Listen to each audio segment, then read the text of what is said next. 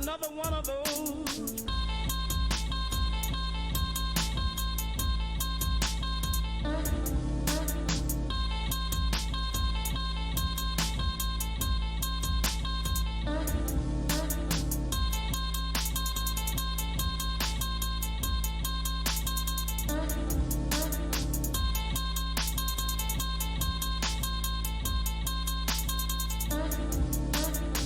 Another one of those crazy dreams.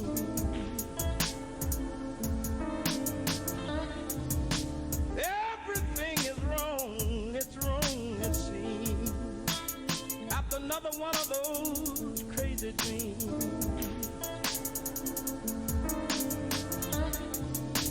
Everything is wrong, it's wrong, it seems.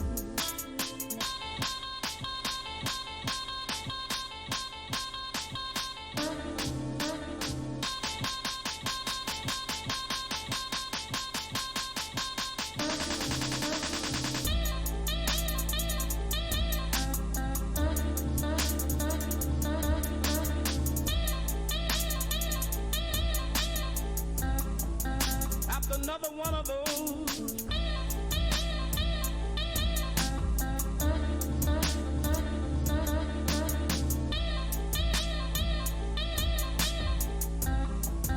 After another one of those.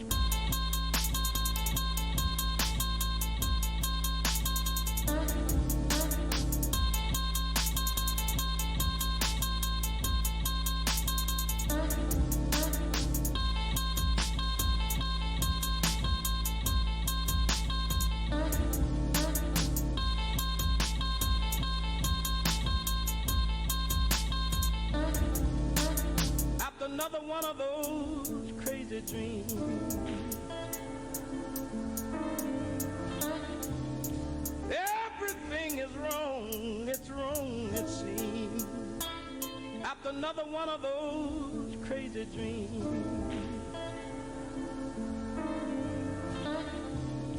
Everything is wrong, it's wrong, it seems.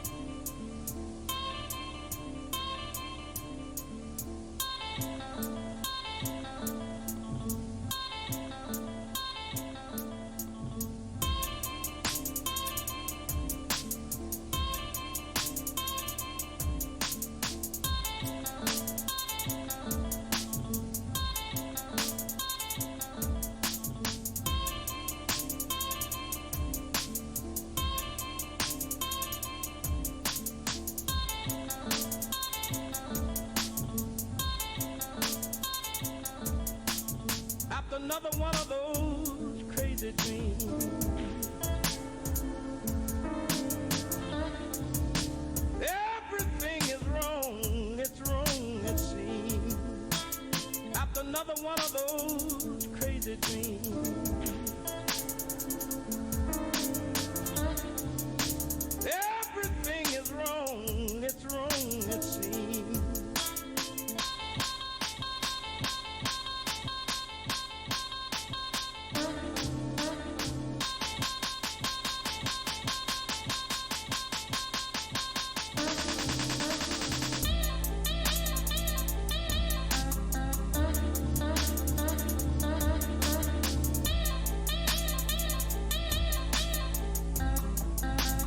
Another one of those.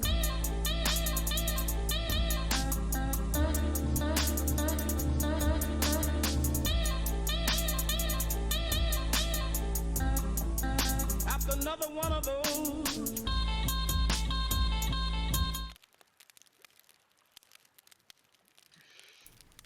So, in the previous session, you guys met up with Gren, who turned from a Labrador into a Asimar druid right in front of your eyes and caused some trouble in the local tavern.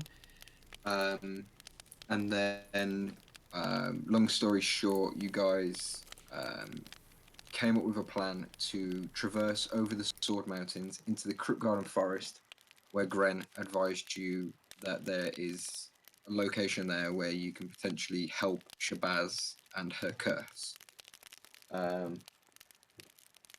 You spent the day resting up and making sure Shabazz had a long rest before you quickly put on a little bit of a performance in the inn, took the 9 gold that had been earned in tips from the barmaid, and made your way southeastward over the over the Sword Mountains.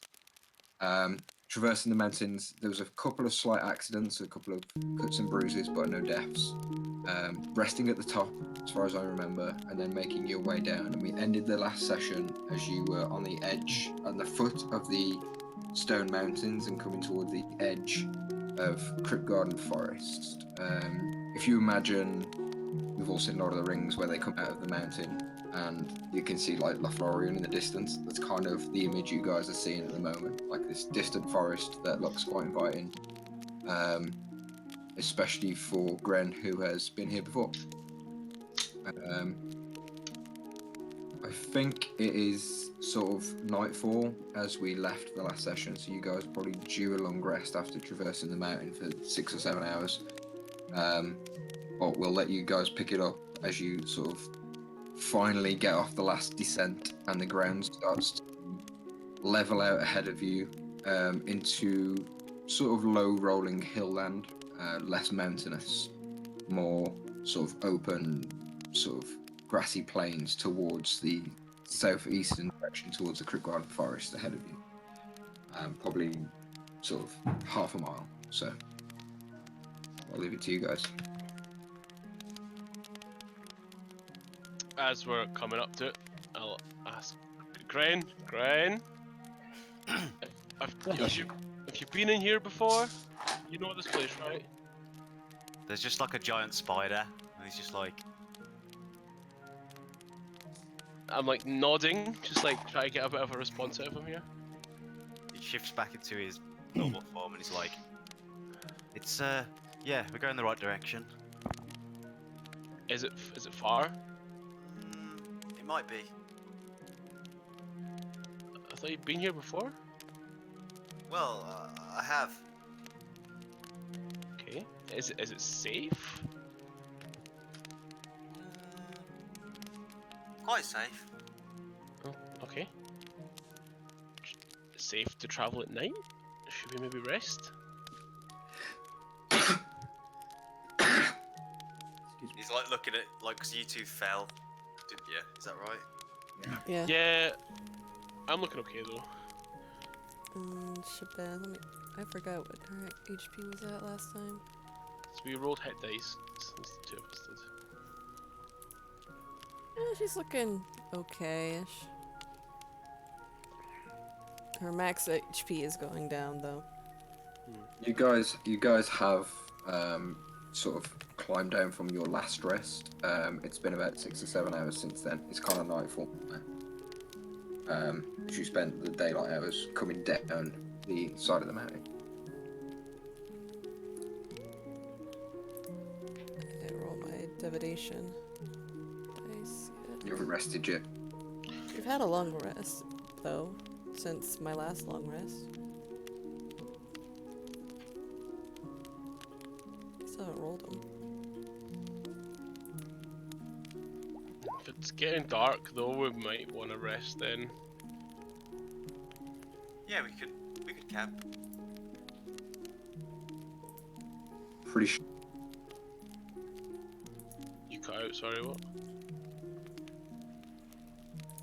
Hello? Yeah, Oh? You cut out. I haven't. Last thing I said is I'm pretty sure Meg rolled her divination at the top of the mountain on the last rest, but I can't find it in the chat. That was the last thing I said. I didn't write The them last thing down. we heard was pretty sure. Yeah. Pretty sure what? What? What? Say it back. January 2017. We had gone Yeah, to watch we should one of the rest. Yankees play I'll, basketball. Ellie. I need. For Dane? And? No. Just look around for where the pool's gone. Wait, does it move? Yeah. What? How? Well, I mean, it's complicated, but how else do you think people would protect it? If it was in the same place, anyone could get there. That's pretty fair, actually. Yeah. But then, how do you find it if no one knows where it is, if you need to? Well, that's part of the fun of it. That's why I came here. Okay. It'll be worth it. I hope so. I mean, do you want to go on your own, or do you want someone with you? You can come if you want. I'll let you go. You could probably swing about in the trees for fun, or I don't know. No, that sounds like a great idea. Yeah. That does sound like a good idea. Me and Shabazz will get the camp set up. Well, I guess so. As long as you don't fall asleep, like, before we get back. Wow. Thanks. It was one time, man. What time? Well, come on then. He's just gonna like head off over towards the woods. Bye! Is there like a rockier outcrop where we can kind of hide the camp a little bit on the foot of the mountain, or is it quite open? Yeah, I mean, it wouldn't take you long to find somewhere that you could sort of disclose your location, and get a bit of shelter from any kind of elements that will come down. So yeah, it takes you about 20 minutes to find, but easy enough to do. So we'll set up kind of camp and a discreet little fire going, and they can go and do their thing. Sure. Yep. Get food ready for the back. Sweet. So, what are you guys doing? The other two? Gren's gonna turn into an ape and start swinging through the trees. Yeah, that's what I was hoping for. So you make it's about half a mile from the foot of the mountains to the Crypt Garden Forest. So you have to sort of trek for 15 minutes or so to get there. As you get to the forest, it's sort of how deep in the forest are you going? Just on the outskirts, just sort of. Just wants to go on the outskirts, have a look for signs of pool, and maybe look for some of that tree sap. The healing. Okay. Cool. Make me a. Do you have like herbalism kit? Yeah. Yeah. Make me a herbalism check for looking for the right ingredients, and also make me. Both of you can make perception checks to see what you see in the forest. I was gonna say, can I also like look for any fruit or berries just around? Yeah, that'll be if it's just for food and stuff. Go roll survival. Um, Okay, so pretty decent sort of venture into the forest. So when you guys see, you sort of make your way down towards the forest. The outside sort of foliage and canopy ahead of you before you step foot in the forest. Large, sort of non-coniferous trees, large oaks and, beech trees and ash and all, beautiful green forest ahead of you with like this copper-looking, copper-coloured tree trunks and dark green leaves, foliage that cover everything. On the outside of the forest, on the sort of ground level, you start to see like megaflora, large leaves like the size of a person itself, standing 5 or 6 feet tall, each leaf being about 2 foot wide. They kind of cover most of the ground floor. So you guys sort of shimmy up the tree canopy and start looking around. You find a few like lower hanging shrubbery and stuff, you find some blackberries with your survival of 14 shoe. And then a little further on, you find some like edible like cherries and stuff that are just kind of dotted throughout the forest. They're like part of the cherry family. They're not like luscious grown on trees cherries that you would buy from a supermarket here, but they are, you know, very small berries that resemble them and pack a punch. You know from experience that too many of these acts as laxative. They have like medicinal value for purging poisons out of the body, but it usually comes from the rear end, and it takes a day or two to clear up after eating too many of those. But enough like berries for you to be able to make like a small sort of pie or something out of if you wished to. Yeah. Blackberries. And you guys start to like swing through the trees and stuff. You don't find any of the sap that you're looking for, Gren. Just you kind of get carried away with, you know, the sort of freedom of feeling that ape form once again as you sort of climb, and you're climbing with a sort of apekin at your side, your champion as it is. Yeah. And swinging through the trees, you kind of go a little bit deeper in the forest than you originally planned. And you stop 300 meters in, and there's bare trees ahead of you. No leaves, no sign of life. At your feet, the vegetation and stuff you were picking berries off not 100 meters back is grey, dismal, bare bushes with not a leaf in sight, mostly like corroded and rotted away. There's a fog below you because you're up in the treetops. It smells like decay, and looking through the fog just barely you can see the ground floor. The surface is like a opaque greeny brown stagnant water, and the smell of stagnant water just sort of gets straight up your nostrils and gives you that kind of, oh god, you know, it's a bit gross. No presence alive can be heard. All you hear is the light wind blowing and making these tall tree limbs creak against one another as they seem to bend and shudder. Gren, your memories of this once luscious grove, this somewhat haven of yours, that is usually filled with the songs of life and bustling with activities and all the mystique of what my Leaky had once placed in this world, it's gone. You just see a barren swamp of death ahead of you. You're sort of stood in the tree, just sort of hanging on a branch, sort of taking a moment to look at this. Gren starts freaking out, like beating his chest and howling into the forest. You hear it echo off. It echoes ahead of you. What kind of sound would normally dissipate after a moment seems to just reverberate in the emptiness ahead of you.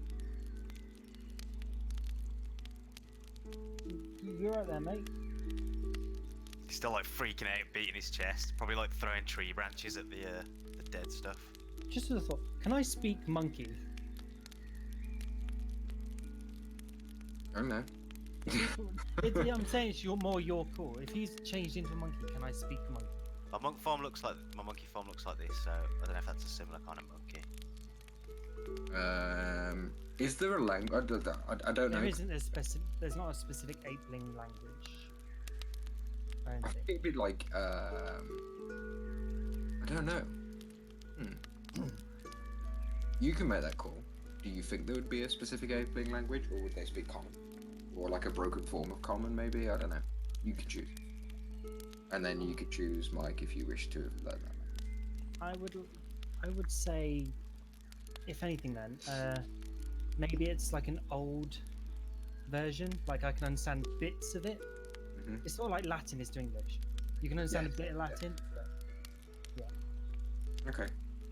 so he's probably speaking like essentially fluent monkey, and I know bits of monkey. Okay. I guess a lot of it would be more like body language and action rather than Yeah. full communication. That you can kind of, you're like, oh shit, that's what my granddad used to do that when he was pissed. Like, you know what I mean? Yeah. When he got in that fermented pears, man, he used to throw all that shapes around.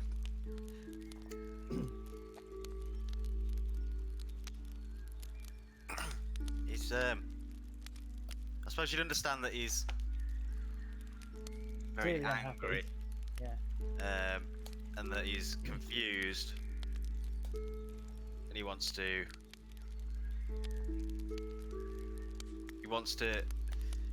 like get at whoever's done it.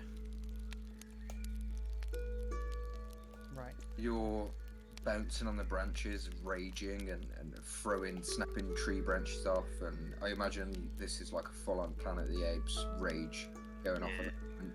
He's, You know, he's like banging your feet, banging your chest, huffing, chest out.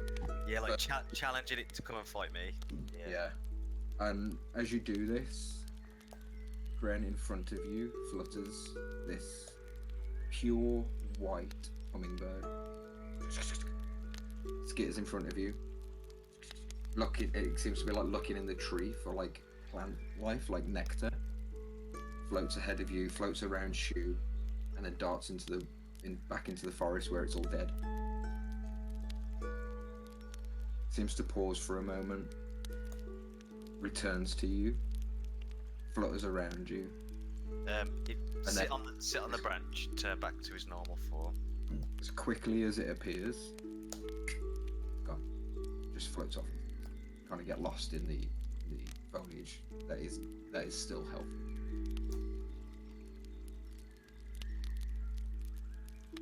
So Gren's just sat in his human form on a branch with his head in his hands.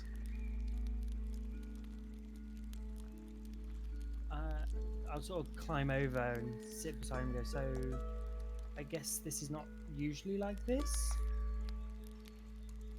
No, something very bad's happened.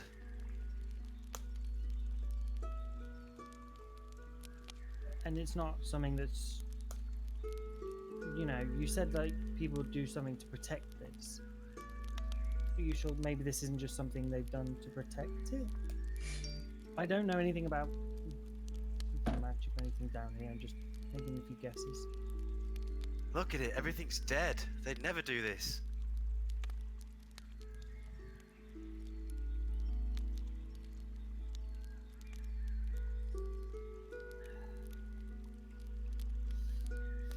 I mean,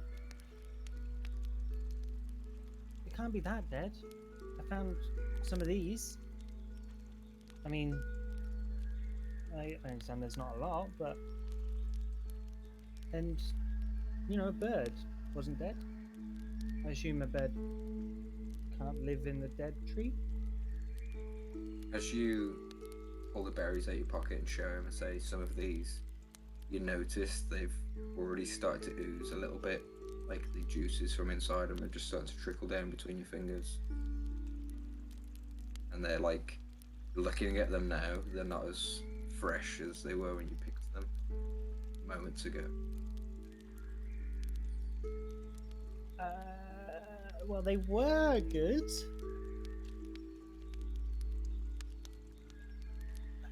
Something magical. Yeah, something has made the berries gross, and I just sort of turn my hand over and drop them to the ground, just shake it off, like wipe it a bit on the bark.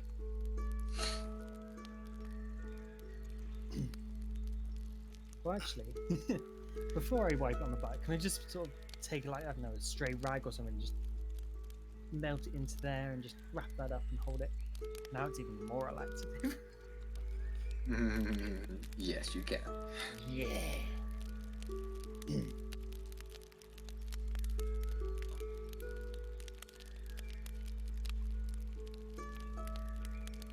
Maybe this would be something best we look at tomorrow. I mean, there's not much we can do right now. And... Yeah, you're right. You're the chosen one. You can definitely make it stop. Well, I'll certainly help you to make it stop.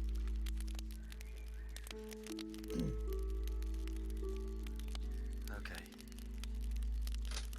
Just let me take something, like a sample, so I can look at it.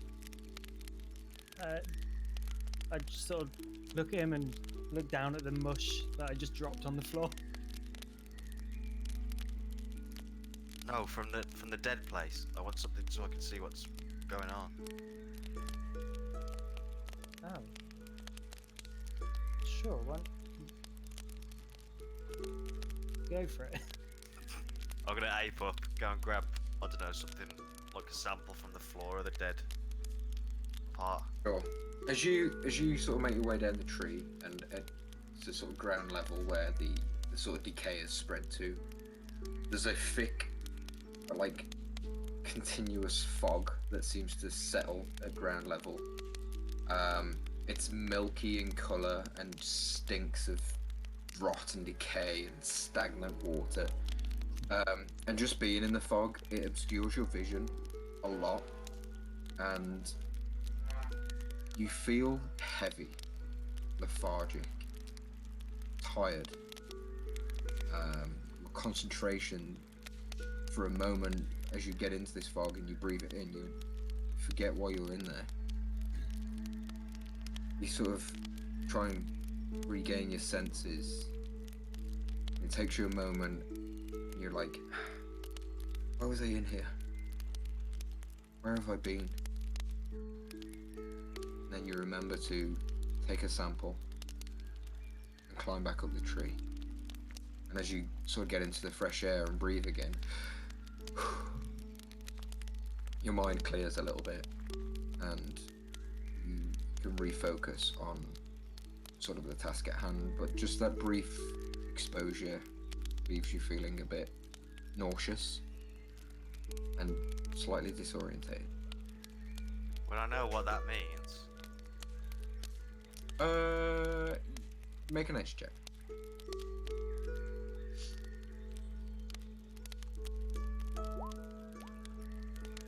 Yeah, like you're trying to just put it to something in particular, but you kind of come up with, like, you know, maybe I just need to rest, I've climbed a mountain, or, you know, I'm in a bit of shock.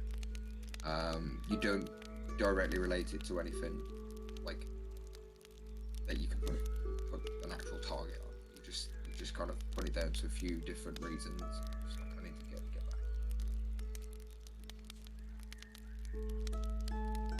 back. Okay. Before we head back, I want to take one of my fruit rations and just sort of take one little bit of fruit out of it and go and sort of place it on the branch, see if it starts like going off or like going wrong. Sure. So your food rations would be like dried fruits anyway, Yeah. I guess. So it kind of just sits there. Doesn't, you know, deteriorate, doesn't grow into anything, doesn't really change form at all. You leave it for a minute or so while Bren's down below gathering some samples. Yeah. You kind of take it up after about 5 minutes. Seems fine.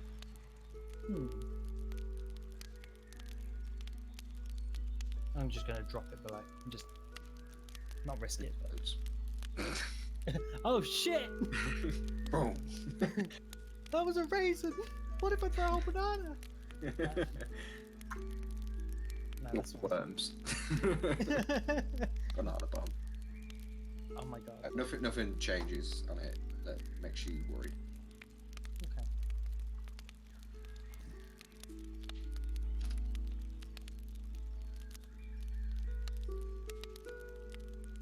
You guys gonna make your way back? Yeah. Okay. So, Shabazz and Crom doing anything at camp? I set up camp, Yeah, just setting up. and then bring out the smith. Landon? no, I think I've learned my lesson for that for now. And yeah, just chatting, making sure that Shabazz is doing okay. Making sure she's feeling alright and not like dying faster than expected. Making sure the wand's still tied there and she's not trying to do anything silly. And she's she? just writing. What are you writing? What are you writing today? Just little things, you know, just to pass the time. When it's No more published, you letters, could buy anything it. Yeah. We'll definitely get that published one day. I'll make sure of it. Well, I know authors tend to get more famous after they're dead, so be my bestseller. Well, that's pretty fair. The people you want me to send a letter to, is that your parents? Yeah. Okay. And I assume I've not to read this letter, is that right? Yeah.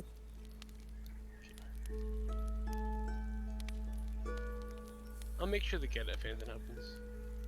But I won't have to, it's fine, we won't have to.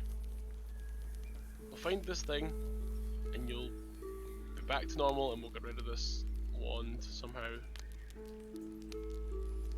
I trust you. Glad somebody does. And I'll go back to making some tea, food for everyone coming back. Yeah, it's not long before the guys return. Before a reviewer sort of greeted again at camp. Hey guys, Hi! doesn't look good in there. What? Gren's just got like teary eyes. It looks really.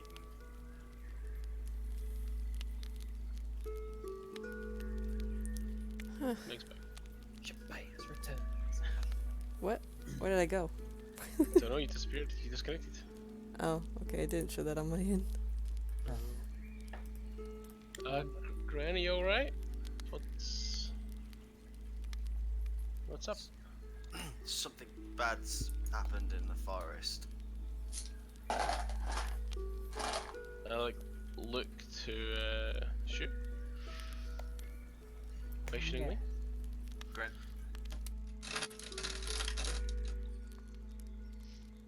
Gren, Gren, why don't you sit down? You look exhausted, man. he just goes and sits next to Shabazz in the sick bay.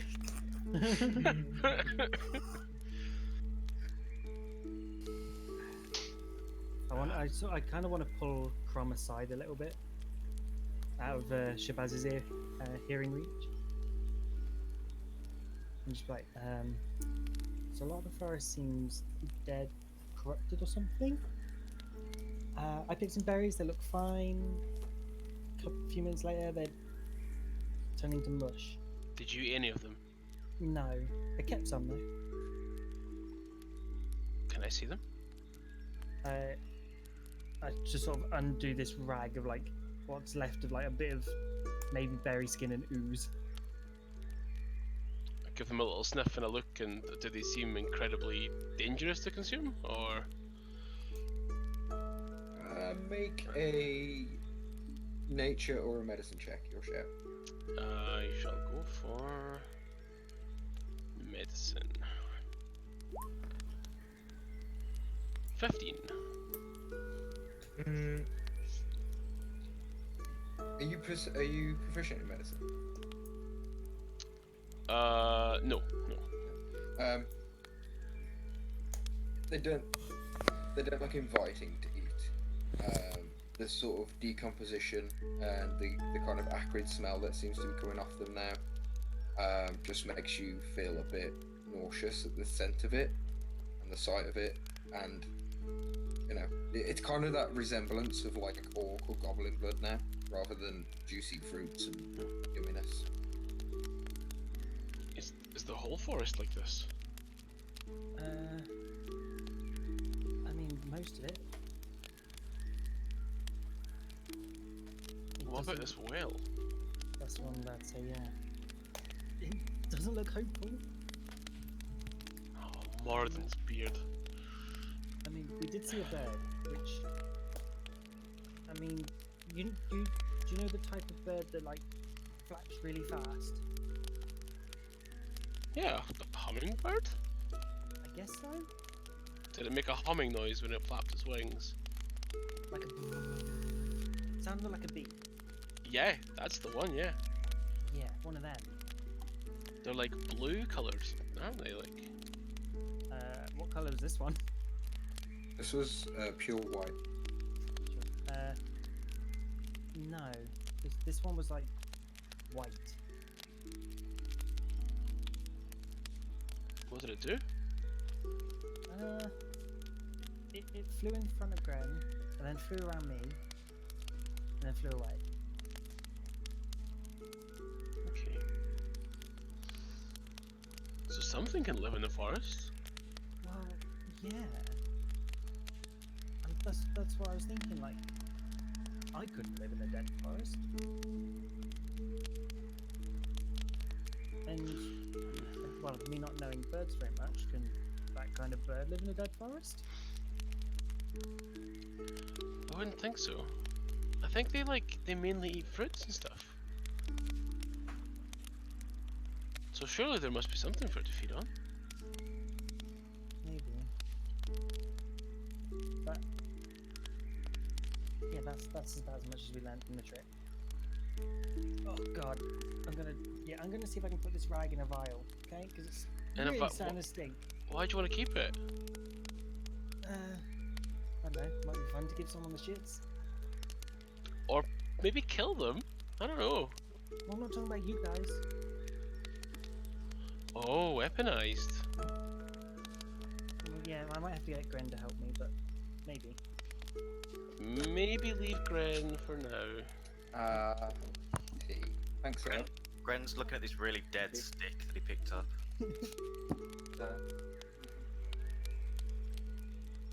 Bren, as you're looking at the stick, you guys are kind of sat camping by the campfire and stuff. And Gren, you're kind of looking at the stick, and in your peripheral, you see in the distance the Crypt Garden Forest. You see a pure white light that seems to be moving through the tree line at speed from left to right, or from sort of northeast to southwest, the way you look at it. Very small light. Disappears. You keep looking for a few minutes, and it seems to return and heads kind of almost straight towards you. And about 400 meters away, this pure white light shines in the open field between the mountains and the Crypt Garden Forest, and starts to take on a shape of a huge, pure white stag. And it seems to stamp its feet, raises on its hind legs, looking directly at you, and then turns to walk into the forest. The light dissipates after a minute or so. The rest of you do not see this. Can I try and follow it, or is it like? It's miles away at this point. Like I said, it's about half a K from where you are now to the forest. So, I mean, you could try, but you'd be alone. Do I recognise the stag? No.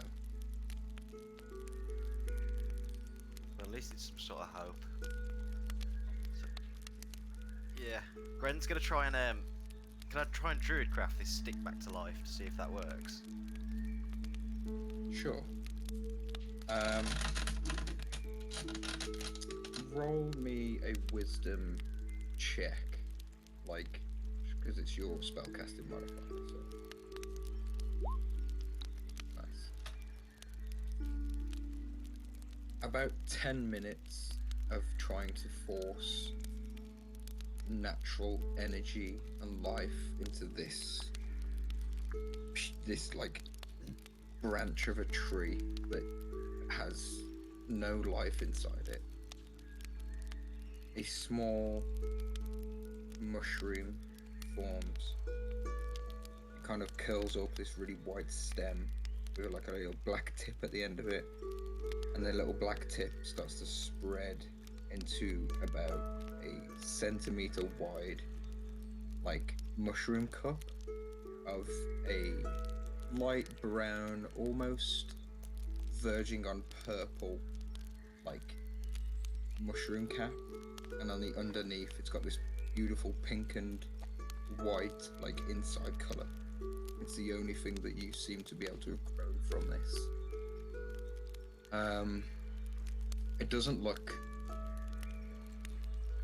deadly or poisonous or anything like that, but the essence of life that you tried to force into it, the only life that could find purchase was that benefits in decay and moisture and waste.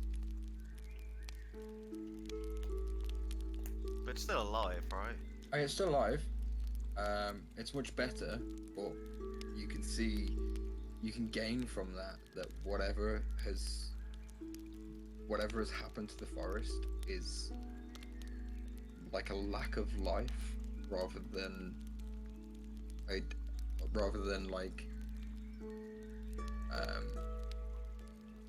the additive of like an arcane force. That makes sense. It's like something's been sucked out rather than put in. That makes sense. Yeah, he's gonna like plant the mushroom in the ground. Easy enough. Just sit and contemplate all the natural fury he's gonna unleash on something tomorrow.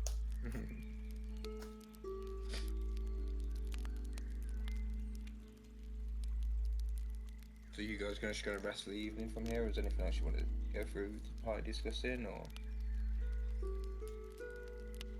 I'm gonna dig into my food supplies that I bought in town and make up like a stew or something. Okay, cool. Do you wanna roll for it, or you just wanna say you make a fucking slap up meal? Oh, rolling for it. Nice. Go for a roll, mate. I can't wait to have the shits tomorrow. This is not with those berries. Natural 20! It's the Nice. best meal we've ever had. On a cooking roll. So, what do you make? You can pretty much make whatever you want. What do you make? I picked up some meats and I picked up some variety of vegetables and stuff, so I'd like, oh, what about what is it? A lamb stew. Lamb stew. Okay. So the aroma of this, like the searing and the sound of the lamb being browned off on the skillet by stew, and then the chopped vegetables being placed into this hot water and turned into a broth, and a few herbs and spices he adds. The aroma sort of fills the campsite, and fills you with sort of more positive vibes, except for Gren, because forests and shit. But still, like a nice calm, despite the sort of shit the party's going through at the moment. For a few moments at least, you all manage to crack a smile. And when Shu serves the meal to you guys, and you place it in your relative eating like mess tins or bowls or whatever it is you eat from, the beautiful melt in your mouth succulent lamb and the vegetables just fill you with pure joy. Is anyone that doesn't eat? Anyone that chooses not to eat? Or you going all go for it? Definitely eat. Going for it. Yeah, grenadine. So, the slap up meal gives you all advantage on the next con save that you have to make, because the fulfillment and joy you receive from this food and the pure nutrition that has been delivered to you, that it's not trail rations and it's not tavern food, it's high quality glamping food, and you should be very proud of yourself. God, I need a way to unlock Hero's Feast.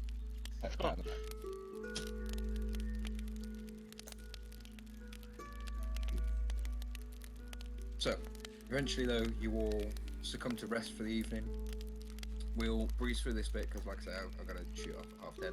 But you all get a good night's full long rest. Apart from what was I doing last week? Meg, make a wisdom save to see if you can get to sleep.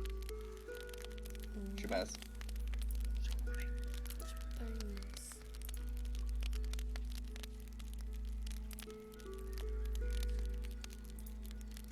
That was what I was doing last week, right?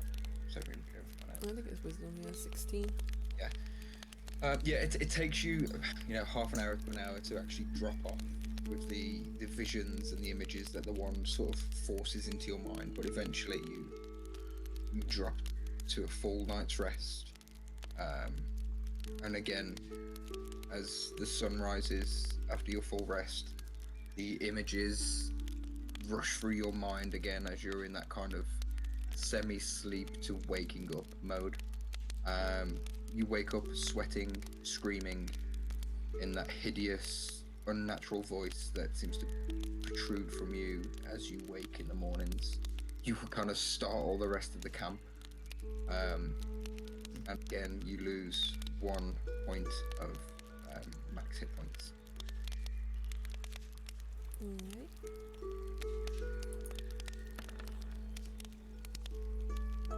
But you guys, have you guys prepared all spells and stuff you wanted to prepare for the day's adventures ahead of you? Because you would have had that time, didn't you? Ooh, that's a good one. actually. Yeah, that's a good. Now that we know stuff about the Oh, forest. yeah. Shit. Yeah. Shut I the tell game. you, I hadn't planned for you guys to go on a bit of a recce, so, you've done yourself a favour for once, guys.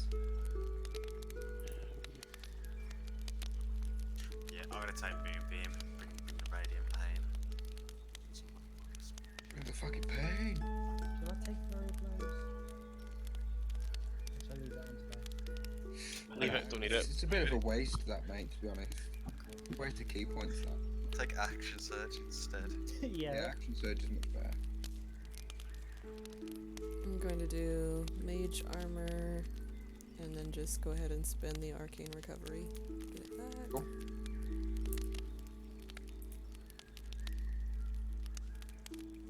Gren's like awake before everyone, shield on his arm, just stood. Probably like rain or something on beating down on him, just staring into the forest, ready to go. Sure. Shabazz, Mm-hmm. you're level 4 now, right? Yeah, you can get 2 first level spells back with that. Oh, I still have roll 20 set to level 3. One second. We're all level 4, right? Yeah. Yeah, so I'm pretty sure you get half your wizard level back in spell slots. Am I wrong? No, I didn't level Let me it double check. on here. Yeah, I If think you you use do it as well. now, you've wasted it for 1 spell slot. I'm just sat here thinking, that's a really weird way to use that trait. Got the PHP here, I'll have a look.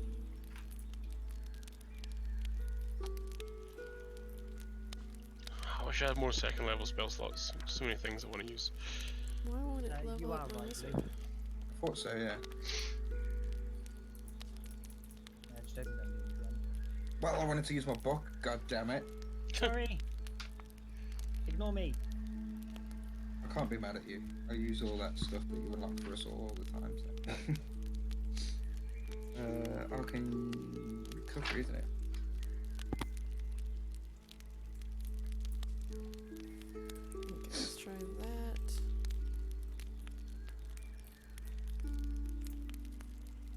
It's not. There Yeah, we Meg, go. so- I found it. Do you want to say if you use Mage Armor and then not used Arcane Recovery? Because you're Sure. wasting a whole spell slot else. That's like crippling you a little bit. And how many arcane recoveries do I get? 2? 1. 1. You get one. But you imagine- recover. Yeah, if you imagine you're a 10th level caster, that's 5 spell slots you can get back potentially, or a 5th level spell. It's potent. Okay. That's 5 more shields. Wait, that's rounded up. So she's level 4, so she still gets 2. Right. If she was level 3, she would have got 2. Well, that's my example for not reading. Yeah, I was just surprised. You guys know I find every opportunity to screw myself. And Just read the damn book, mate. don't have the book. You fucking do, guys. It's on D&D Beyond. You've got everything. You have Google. We just stopped, guys. She's at an American reading level, alright? It's not fair. Yeah, she's true. I blame the American. Aluminum. Proper pronunciations. You know you're wrong. Blah blah. It's our language. So on and So so forth. anyway, while Shabazz loses more Actually, she can't read. no, it's not your language. Oh. Yikes. You all wake in the morning, rested. You finish off the rest of the stew that was left over. Pack your belongings and head down the mountains towards the Crypt Garden Forest. Is there anything you wish to do in preparation before going in, or how are you guys doing this? Ordering stuff. Hold on. Let me check something actually. I'm gonna pull Shu aside and ask him if I can borrow his weapon. Why? Just can I have it for just 10 minutes? Okay, be careful with it though. I will. It's okay. Make sure what you're about to be doing it can be done on other people's weapons, because I'm not sure it can. It doesn't say anything about whose weapon it is. Just says you can imbue magic into a weapon or armor by touching a non-magical version. Sweet. So you are now on you've got a +1 weapon. And I'll do my little prayer on it and holy water and all that rubbish. Make it all shiny looking and stabby. Sweet. Cool. And that's till the next long rest. It's for 24 hours. So Sure. Remind me on the next morning. yeah, we'll do. Yeah. Awesomeness. Anyone else? Druid spells, druid crafting, checking the weather, anything like that? I think as we were approaching the dead bit, Gren would gather everyone up and be like, "We need to hunt down what's causing this. Just stay with me, and I'll keep us hidden. Just try to be quiet. I'm gonna cast Pass Without Trace on us all." Okay. This is concentration, right? Yeah. Cool. Okay.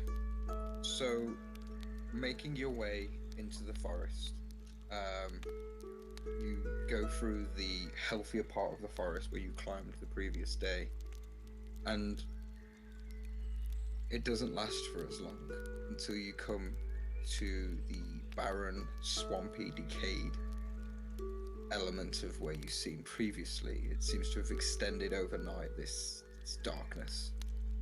The ground being swampy and flooded with the dark, opaque, greeny brown water below you, that stagnant smell that fills your nostrils, and the fog surrounds you all within moments of stepping in. The lack of life here is eerie and unsettling. Not a sound other than the creaking of the trees in the light wind. These trees that stand, a good 100 feet tall and 5 or 6 foot wide in some places, they seem frail and bitter and ready to fall at any given moment. There's no obvious paths in front of you into the woods.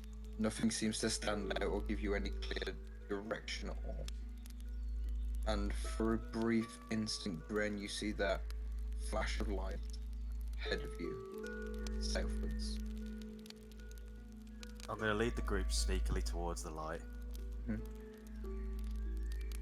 During this, can I try and stay in trees as well as I always do?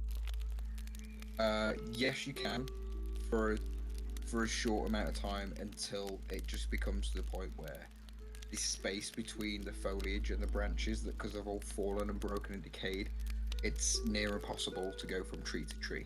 Okay, sure. It's ground level work. following the light, I guess that puts Ren lead of the party. Yeah. All of you within 30 feet of each other to get pass without a trace benefit. Who's next in line? I'll go next. I'll Ren, take Shu, up the rear. Ren, Shu, Shabazz, and Crom. Yeah. Pushing your way through. The rattle. Have you all rolled stealth? Sorry. So you got 10. If you are stealthing, you've got a plus 10 for the next hour. Yeah. If not, you just Stealth up. I got an 18. 14. 23. Also 14. Nice. That's actually not that bad though, is it? That's pretty decent. With disadvantage, yeah.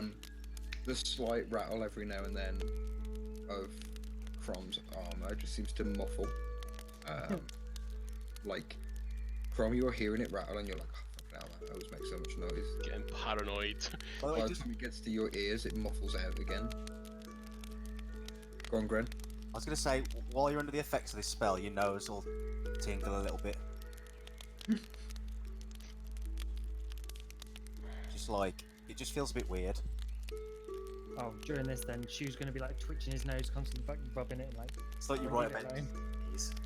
Bit of snot comes out every now and then, just like it's like a perpetual dribble of snot.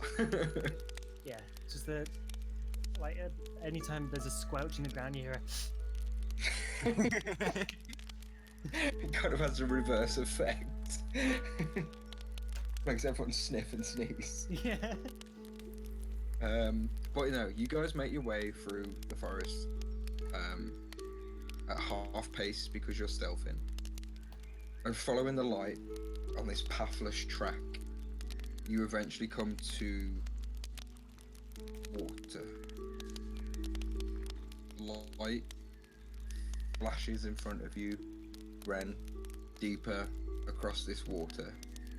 You see no way around, no obvious way around anyway.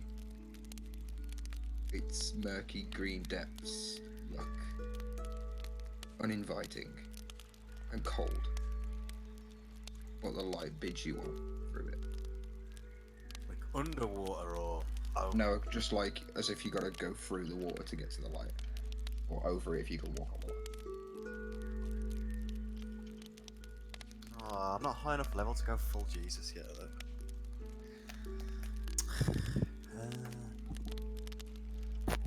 We're going to have to cross this, guys. How are you at swimming? Okay. But a bit heavy. Well, I can doggy paddle. Can Hey. you use a rope at all? How much of a span is the water? It just goes on. You can't see like the opposite side. We're just being led over the water. All you can see for, you know, to the end of your normal vision, because you're not in darkness. It's the middle of the day, but it's gloomy and dull, with this fog that just lingers around you. As far as you can see, to the end of as far as your eyes will let you see through the fog, is just, you know, wide berth between barren trees and water, stagnant, stale, vicious water.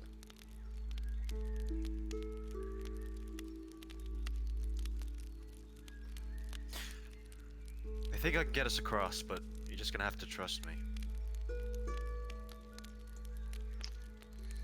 Trusted you to get us here so far, so yeah. Just let the tentacles go around you. What?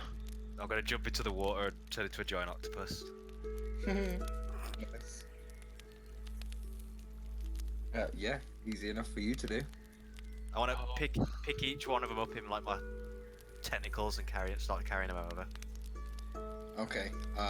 This is Make probably an each interesting chapter. This athletics if you want. Oh god. must be in the book. Just invented hentai. This is as close to it's ever got to Cthulhu for Meg. She's loving it. I can do athletics, right? Yeah, of course you can. You're trying to carry. It's going to be high because you're trying to carry full 3 people and one's in heavy armor and swim. I've got a 20. Okay. You can push for a decent amount of time, but only having sort of your 5 remaining legs to propel you, and the 3 legs sort of swapping every now and then to keep the guys out of the water. It slows your pace right down because you're not a mount. I am large size though. You are large size, yeah, but you are, which would mean you could carry 1 person. Oh yeah. But, I mean, you can keep them out of the water for a decent amount of time, and it keeps you all in that bubble of the spell that you cast, which I just forgot the name of. Password Trace. Yeah. But after sort of 30 minutes of traveling through this water, you realise that it's going to continue going on. And the water you're going through isn't like a lake. It isn't 10 foot deep. It's like waist deep. And it's full of like broken tree roots and stuff at the bottom and fallen branches, and it's like hard waist terrain. deep. Yeah. Oh, I didn't realise it was waist deep. That's kind of a bit embarrassing. Keeping them out like for ages, and you're like, fucking hell, I didn't realise that. Technical draggle. In that case, when I get tired, I'm just gonna plonk them down. Okay. Yeah, you plunk them down. You guys are now sort of waist deep in water. Apart from you, Crom, it's like nipple high. And you're having to like raise your shield and mace above your head to try and wade through it. All of you, just make me an athletics check. Athletics, yeah, athletics. Apart from octopus, because this is like your favourite trait. He's like octopus head. He's like swelling up and down, like he's panting. Yeah, Crom and Shu, all's going well. Shabazz, after about 15-20 minutes more since the octopus put you down, so you guys have pushing on for almost an hour in this sort of deep, bitterly cold, stinking, stagnant water. Your ankle gets lodged between 2 tree roots. Shu and Gren are ahead of the party, pushing on forward. And Crom, you notice Shabazz just kind of whoop, disappears under the water.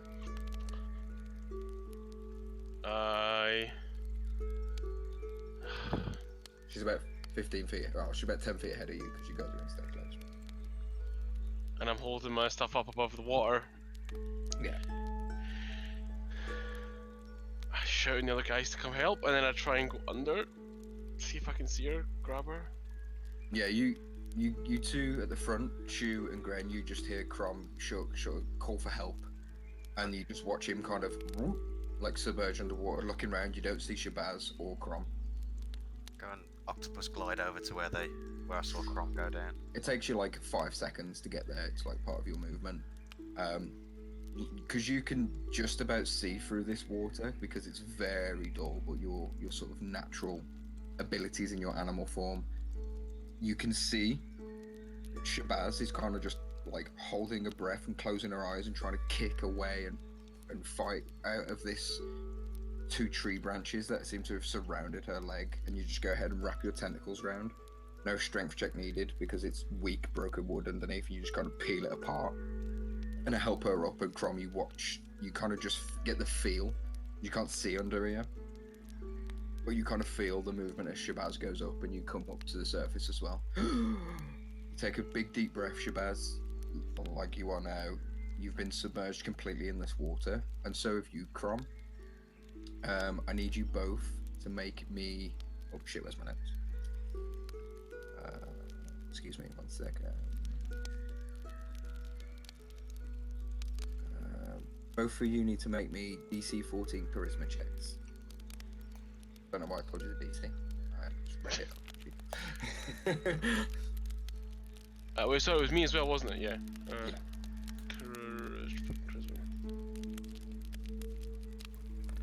Can I use my divination? 10. Was that the save? Or the check? Save, sorry. This was Oh, save. save. Oh, Yeah, okay. sorry. You can keep the 10 if you want, and add whatever Uh, if you've got anything to add. I have got 2 to add, so that'll be 12. I'll use the 12 divination, and that'll make it 16. 16. Alright? No. It'd still make it a 12. Because you're adding enough to it. Oh yeah. So I'll use the 14. There you go. Safe. Meets it. And Chrome, what did you get? 12. Yeah, 12 total, yeah. So I added my 2. Okay. My extra 2. No problem. Yeah, kind of like coughing and spluttering, you guys surface. And looking around, you see this octopus kind of like squid heading you in front of you and takes the lead again. You guys carry on for a little bit longer, to the point of sort of an hour and 15 minutes has gone by and you're all completely submerged, where you finally start to see land ahead of you. Shabazz made it. Crom, as the guys start to make their way out of the water, you fall to sleep and you sink straight down. I'm gonna go ahead and say Shu, make a perception check. Because you were at the back of the party and would have been the last out. Yeah, Brom's not around. You're saying unnoticed, yeah? No, you wouldn't have noticed with a 9 actually. Would I not have picked up the passive? What's your passive actually? Yeah, I was gonna say my passive. Like, Yeah. You kind of get out and you like see Shabazz getting out and you're like, where's Crom? Oh shit. instant response would be Gren. Where's Crump? I go and have an octopus search around. Sure, make a perception check for me. With disadvantage because it's super murky water. Perception. Disadvantage. Ugh. 17.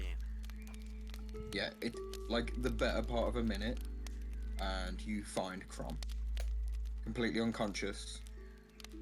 You can go ahead and grab him and pull him to the surface. Yeah, I'm gonna tentacle pawn him out of the water. Fuck's sake. Tentacle pawn. You lift him out by his asshole. Yeah. Unconscious. Crom has taken on a lot of water and is potentially not going to be in the best state. And is still unconscious, and as much as you shake and sort of scream at him, he doesn't wake up.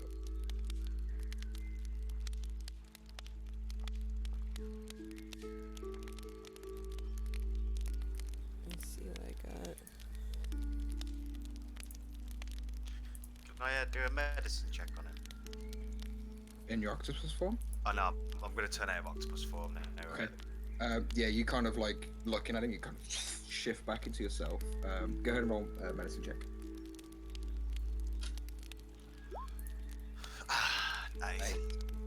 You, like everyone knows the sort of basics of this, you kind of place your hand against the side of his neck and you feel no pulse. No life source. Can I use my Azamar healing on him? If you wish, yeah. Gets 40 HP. 40? 40? 4. 4. I was gonna say. I was like, holy fuck. Jesus Christ. That's the best shit. Yeah, as you kind of pulse this healing, does it look any way, shape or form? His eyes just light up green. His hand glows green where he's touching Crom. Yeah, just like Yeah. some of From healing.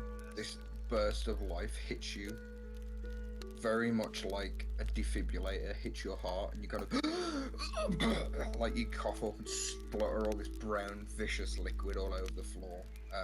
It seems to like crawl away almost, like it was trying to seep inside you, and it goes back into the water very quickly. But you are back to yourself. You feel like something's invaded you a little bit. You feel like, I don't know. Violated? Yeah. Was from that the inside. tentacles? Not in a good way. And you kind of come to yourself after half drowning. Again, you just feel this cloudy head, this disorientation, and this extreme lethargy that seems to just flow through you. All of you sit on this kind of grassy knoll with a few scattered trees around you. A few running streams of the water that seems to have sort of leveled out where you are. You're just on a slight high rise. There's a few streams running through. I say running, they're still. But you can see where there's partial bits of water and tree life. Life not being the best choice of words, everything's dead. But you are on dryish land, at least. Dead grass and mouldy surface underneath your feet. The fog is thick here, thick to the point where you can barely see 30 feet ahead of you. It's like a milky white, almost grey, and the sun that's shining in the sky, as you see through the tree canopy, just looks like a really dull light bulb that you can just about make out through the fog. If anything, it's making the fog seem worse, because it's just making it reflect more. What happened, Crom? I don't know. I don't feel so good now, though. What is wrong with this place? Okay, what did we learn? Don't Don't drink the go to water. Don't eat the berries. Don't drink the water. This entire place wants to kill us. I know that much already. As you chuck your gear on, you sort of pat yourself down, and your coin purse and a potion of healing is gone. Lost in the depths of the mud. All my money's gone. I've lost a potion. This is terrible. Oh, shit. I pat my own pocket. Do I feel the money and the extra money I have? All your stuff's still there. The rest of you go ahead and check yourselves. Yeah. You got everything. I'll just score off that 50 gold. Oof. So. I fell asleep in the fucking water.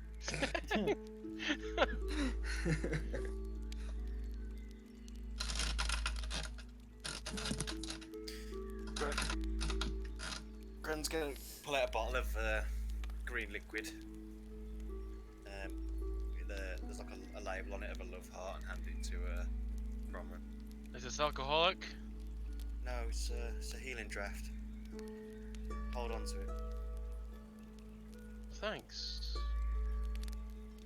Sour apple flavour. I'll try and not lose it. Did you say it's sour apple? Yeah.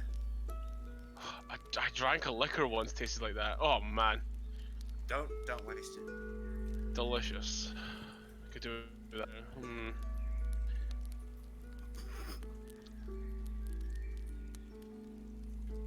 A healing draft. It's the same as a healing potion. Ah, I see the healing potion. Right. Okay, that's cool.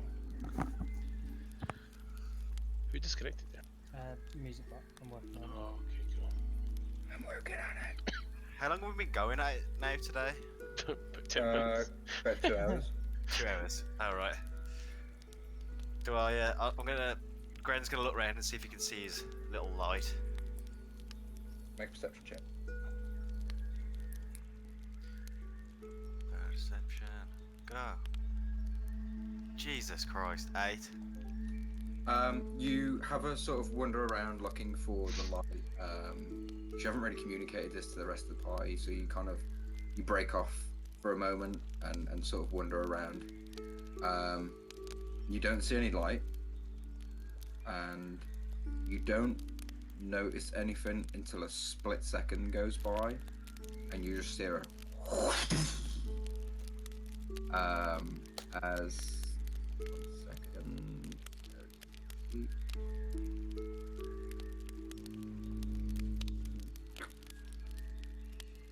Advantages.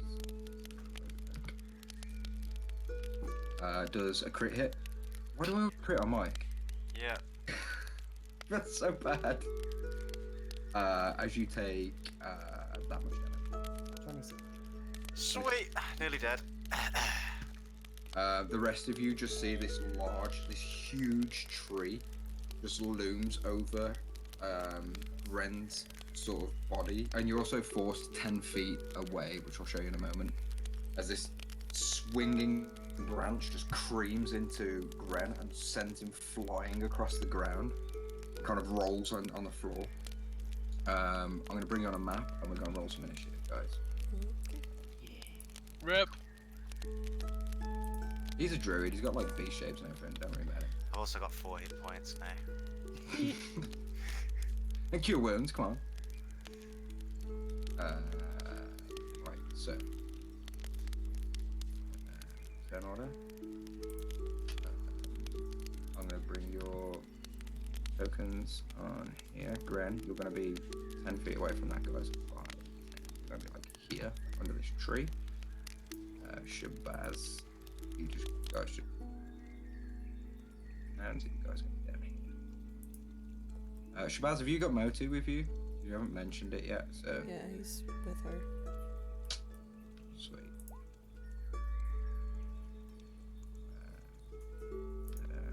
Bring you guys on. I'll put you on the map, yeah? Cool. Click your tokens and roll some initiative. Nope, that's the map there. That's the wrong one. This huge, like, treant size creature made of, like, limbs of trees and bark and these vicious, like, claw-like forelimbs. It stands bipedal, about 60 feet tall, and just looms around. It's creamed into Gren, and has looked around and noticed the rest of the party, and is looking to mess you guys up. It sort of smashes Gren across the ground. He kind of rolls to a stumble. You cough up a little bit of blood because it hits you so hard, so quickly, and sort of looks to the rest of you guys, and he just kind of lets out this bellow, and it's like the loudest shit you've ever heard. It makes you like hold your head for a moment. It's so loud, as it stands ready to engage with you guys. With a 19. So are these rolls rolling to you guys as well? Yeah. Yeah. Yeah, so you know I'm not blanking credits. Woodwood. Oh, Woodwood. Woodwood. Okay, it's gonna go first by the look of it. You guys all rolled initiative? Yeah, I think so. Yeah, okay, sweet. How did I get a nat 1 and still roll more than Crom? Because I got -1, bitch.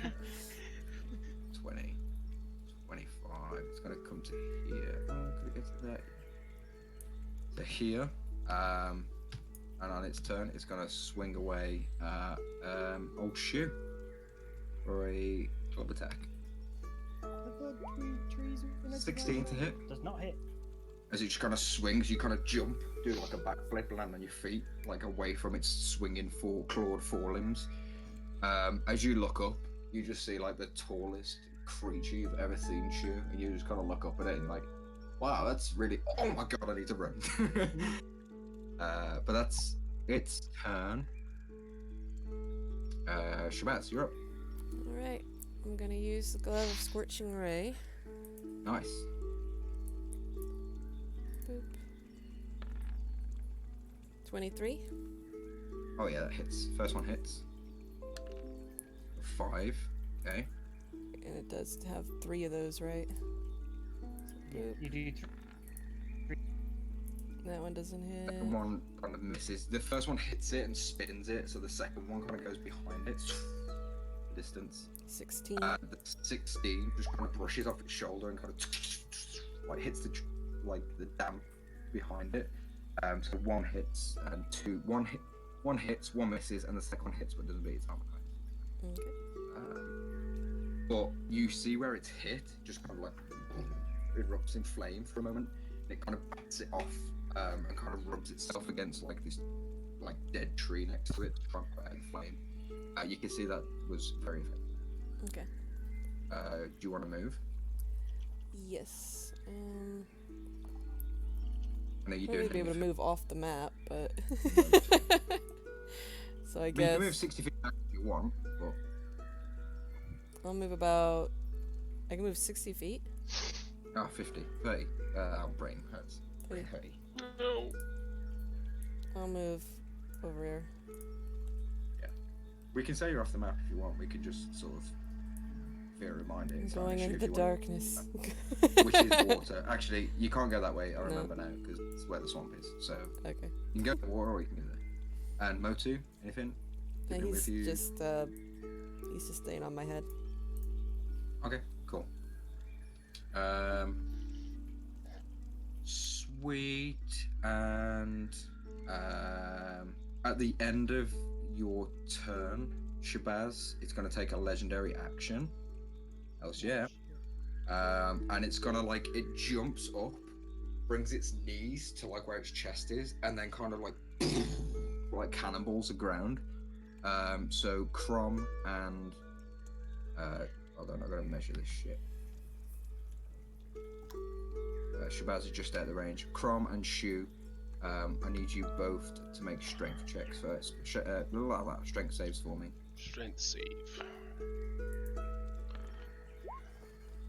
Oh, nice. Oh, both 22s. Nice. Both of you, as the earth like vibrates under you and it kind of ripples, you kind of just like lock yourself, grab onto something, and stay standing.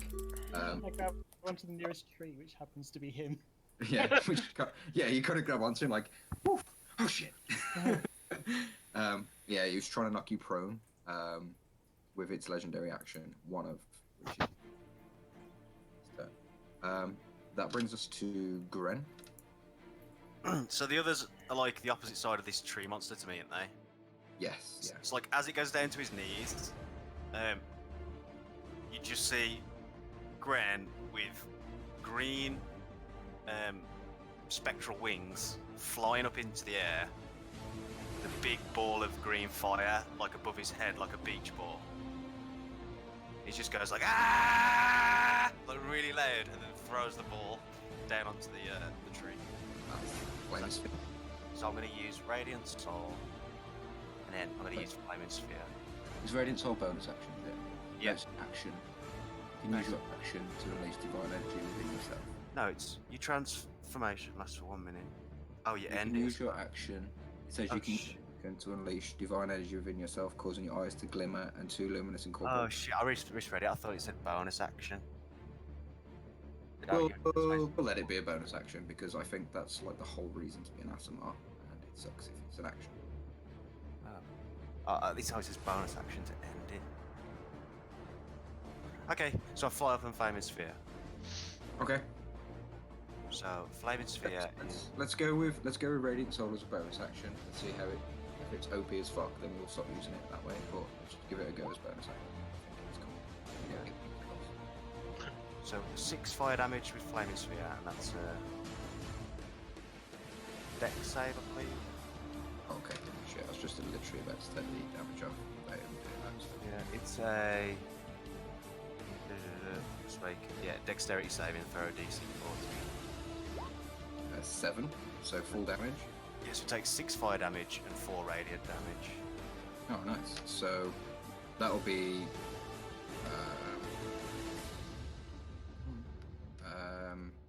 You might want to put a token down for the Flaming Sphere as well. Cause it's, Sure, will do. 12 for that, and then -4 for radiant. And I've just flown 30 feet straight up into the air. Okay, cool. So you're flying. At the end of it, yeah. So you kind of throw this flaming sphere on. I'll get you a token.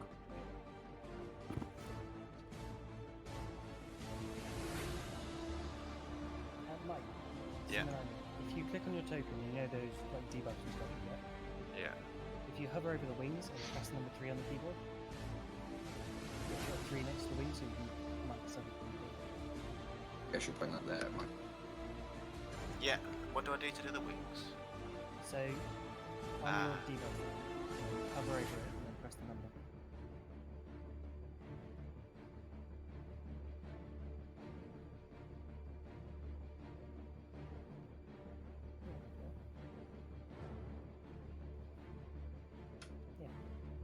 It's on 30 feet up. Sweet, that's cool. Yeah, you kind of throw this fireball at its flaming sphere at it. It kind of wraps around its like back torso area, and just sort of engulfs it in this flame as it sort of lowers down because it has to. That's a ground level thing. Yeah. Yeah, it kind of hits him in the back and then drops down to where its feet are. It rails in pain as you see its wood start to blister and sort of split from the fire, and then the radiant pulses through it and it kind of rocks it forward a little bit as it roars throughout the wood line. And with that, it's going to take its second and legendary action to. No, it's not. Not at this point. It's not. Shu, you're up. Okay. I'm going to run up and climb up it just to try and stab down. Do not my first attack. Please. I hit something. Yeah, roll damage. Remember, it's a +1 weapon now. That's fine. I've marked it on there. Does it say? Slashing is not resistant. It is magical damage. So I currently have a magical. You do have a +1. Yeah. But either way, yes, so that hits and 6 damage. Okay, I'm on my way back down.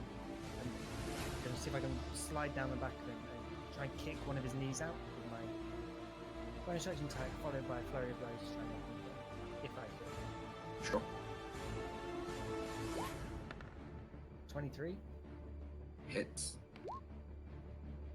6 again. 6 again. I'll do my last attack. Natural 20. Nice. Roll damage. 12. 12.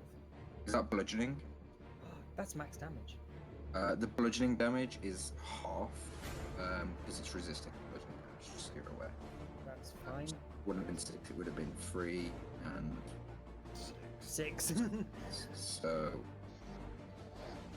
Brain hurt. I deducted 6. Just deduct. 3. Yeah, 3. Okay, yeah, you kind of hit it with the 2 unarmed strikes, and it just doesn't seem to have as much impact. You make a dex save or full prone. It doesn't because it's resistant. It's resistant. Yeah. Remmune's prone. Right. Condition immune. That's good to know. So yeah, as you try and knock it prone, like an extra like a limb, like Groot style, just kind of like rebalances it and just sucks back into its body. Okay, and just for the Movement, mate. Is all this water like hard to get through, or is it fog? The fog makes ranged attacks disadvantage. Like all but, this stuff here is fog. It's not yeah, it's all fog, so it's not water. You're fine. okay, I'm gonna go like here. Well, I'm gonna get behind him, but I'll use that square. Okay. So you're still in its range, so no. Brings us to Crom.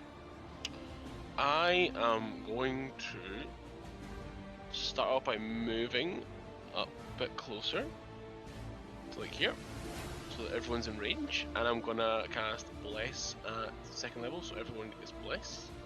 Nice. What does that mean? Yeah.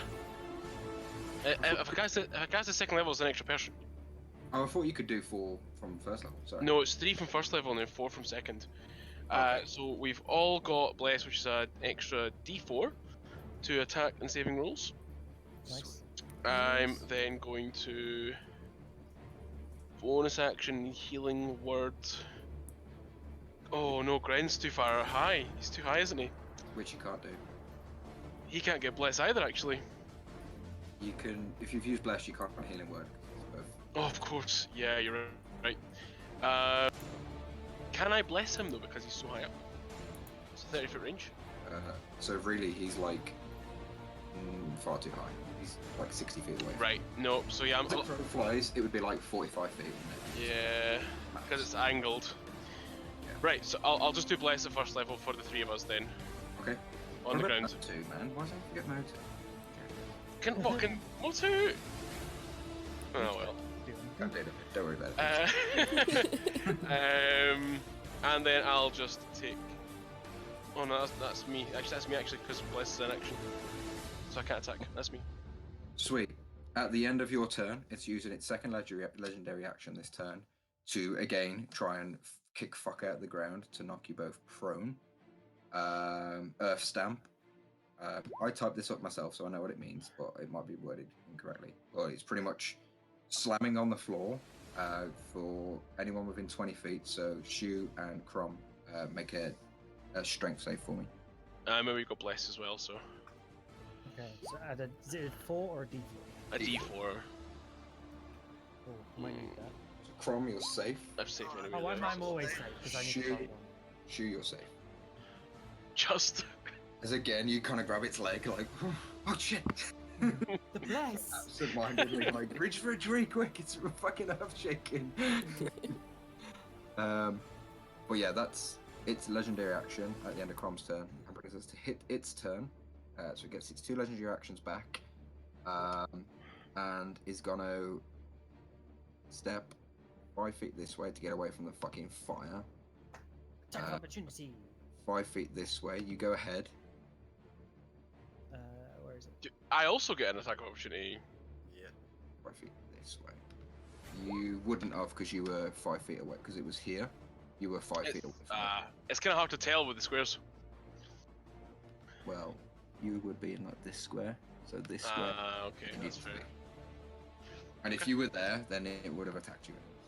So, Right, okay. 17 hit. no. As you slam your great glaive against its hardened bark on its limbs, it kind of just like pings off a little bit. Oh, He's right. got a plus Fucking hell. D4. Oh, I do have a Oh, plus you do have a D4, yeah. I forget that I every never remember those things, guys. So I suddenly 20. That hits. Yeah. 6. I rolled a Shit, 1 that is again. nice. For fuck's sake. -6 as you kind of just carve a chunk out of it, like you put. It looks like you've put a woodcutter's axe through the back of its leg. This chunk just kind of splits off it. You're like, yeah, magic weapons and shit. But it continues to move to here, and it's going to go ahead and attack Crom with its 10-foot range. As it swings this giant clawed tree-like limb at you. You can hear it kind of rushing through the air. You try and put your shield up in time. Where's its attack? Character sheets. 15 to hit Crom. Missed. Misses. Yeah, it swings, misses, and that's the end of its turn. Shabazz. Hey. Alright. He's about to get some burning hands to the face Nice. since he came right up on me. Oh, hey, it did it automatically. Cool. I'm gonna cast it at level 2 because it seems to be super effective against this thing. Cool.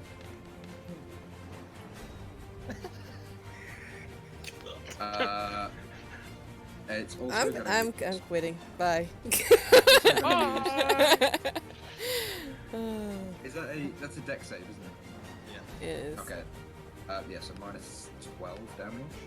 Shabazz is overcome by the wand and just. Yeah, so minus 12 damage, and because it can see you're a fire. Are you doing anything else? Not really. I think that's I'm still in its range of opportunity attacks, right? Is it used one? No, it's not. You are, yeah. So I'll just stay right here Electric then. creature, so okay, sure. That's me. Okay. It's going to use a legendary action to swing at the fire user, which is you, Meg. For a 10 to hit, Does not hit. just misses. God, Yeah, so five. that you can use fucking swings away at you. and misses. Has one more legendary action left on his turn. Gren, you're up. Gren's flying around going ape shit, like, you leave this place, ah! And the fireball's gonna ram 30 feet into the tree man. Sweet. He's gotta make another dex save, and then I love the wordness spell. I've always wanted to see that. So, 20. okay, so he takes half damage. 10, so he takes 5 damage. So he takes 10 damage because he's Yeah, and then he's gonna take 4 radiant. Some damage to him. nice. That was my bonus. That was my bonus Woof. action. Yeah. And then I'm gonna fly up. If I fly about here, I'd be about within 30 feet, right, of the tree. Yeah, because he's like fucking 60 feet high, so you're pretty much straight line. Oh, he's 60 feet high. Yeah. Oh shit! Then I'm saying 30 feet away. I want to get hit by that guy. I mean, he's not in range of you. He's got a 10-foot range. You can see, but he's just really fucked. Maybe I'll advance 1 square to here, and then I'll throw like. Ren's produce flame is these green flames, but it forms like, you know, like when Zeus throws a thunderbolt. That kind of shape in his hand, the green flame is just gonna throw it at the tree. Is that a dex save, or is it? So it's 19 to hit. It's 4 fire damage. how do you want to do it? Oh, sweet. So he's like flying through the air. He like loads back to throw this fireball like a javelin. Hurls it. It hits the tree like square in the back of the head, or where its head should be. Just explodes. This thing just turns into like flaming splinters. Yeah, it just kind of stands for a moment, just on fire as it slowly kind of like one knee drops. Its head's gone. Its second knee drops, and then it kind of into the dirt in front of you all. It just seems to stay alight for a decent amount of time as the wood burns away, giving you a brief sort of pause from this like perpetual fog that seems to be around. But all you are out of initiative now. Huge. We'll just put this. But yeah, well done. Good combat round. As this burning, cursed creature just flies burning off. Go ahead, make an edge check for me.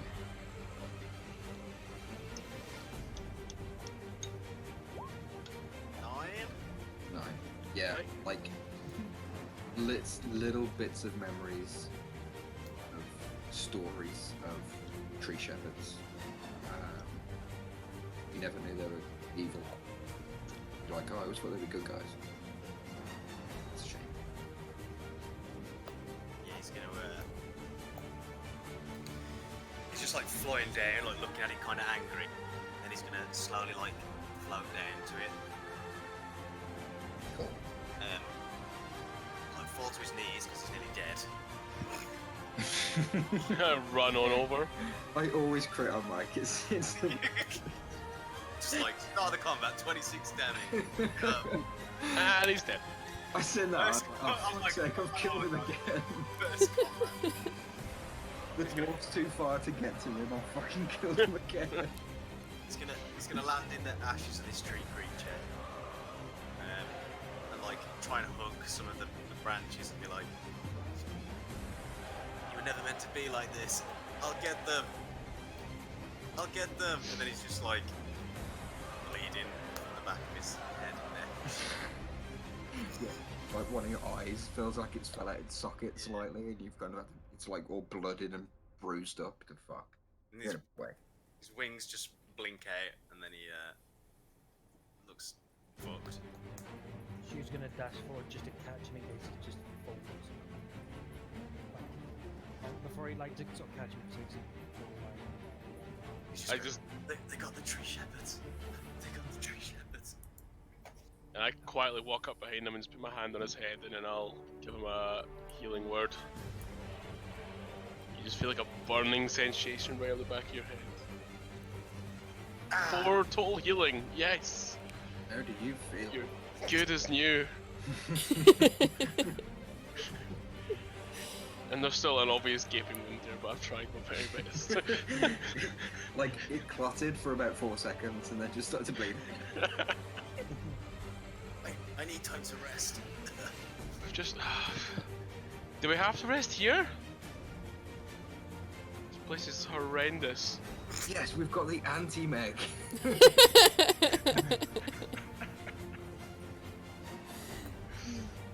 I think I agree. It's probably best if we get somewhere maybe safer before we stop. The last thing we want is another one of them coming at us, and she was like nervously glancing at the random trees around. Did you know these creatures, Gren? Yes. Are there more of them? Yes. They've never attacked me before. It's been corrupted. That was the word I was looking for when I was naming this thing. Accursed. It's all twisted. We need to fix this. And how do you suggest? Is it the well? Do we need to find the well? No, the spirit's been guiding me. Need to find it again. A spirit's been guiding you. What does it look like? A white spirit. Like a hummingbird? Yeah, sometimes like a stag, sometimes like a light. It's a spirit. Just what it wants. Do you see it now? He's gonna look around. Make a perception check.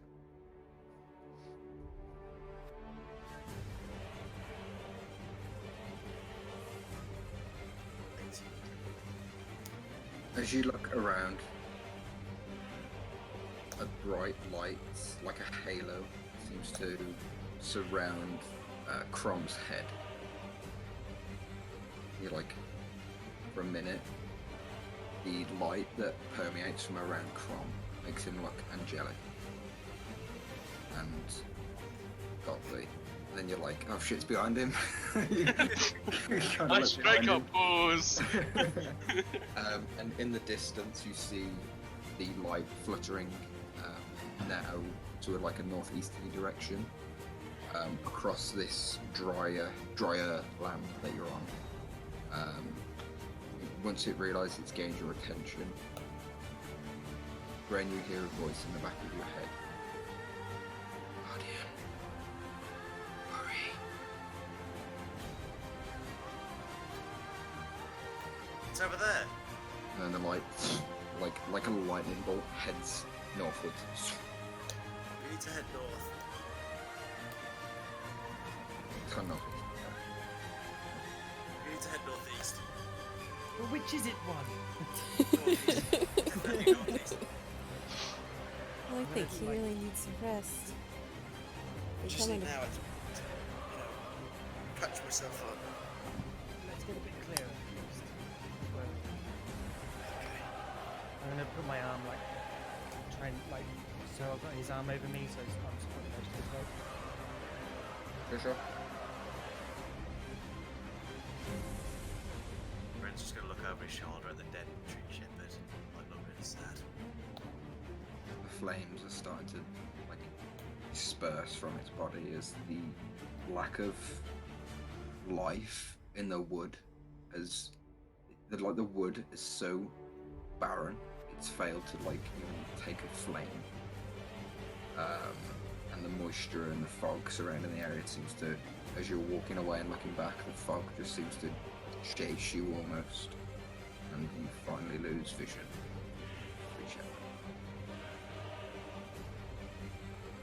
So, walking through the forest, following the direction of where the light comes from, you guys push on for the better part of a couple of hours. Gren, for this 2 hours, you are hurt, in a lot of pain, fatigued, and worried, because you being the only person to have seen this light, haven't seen it for 2 hours.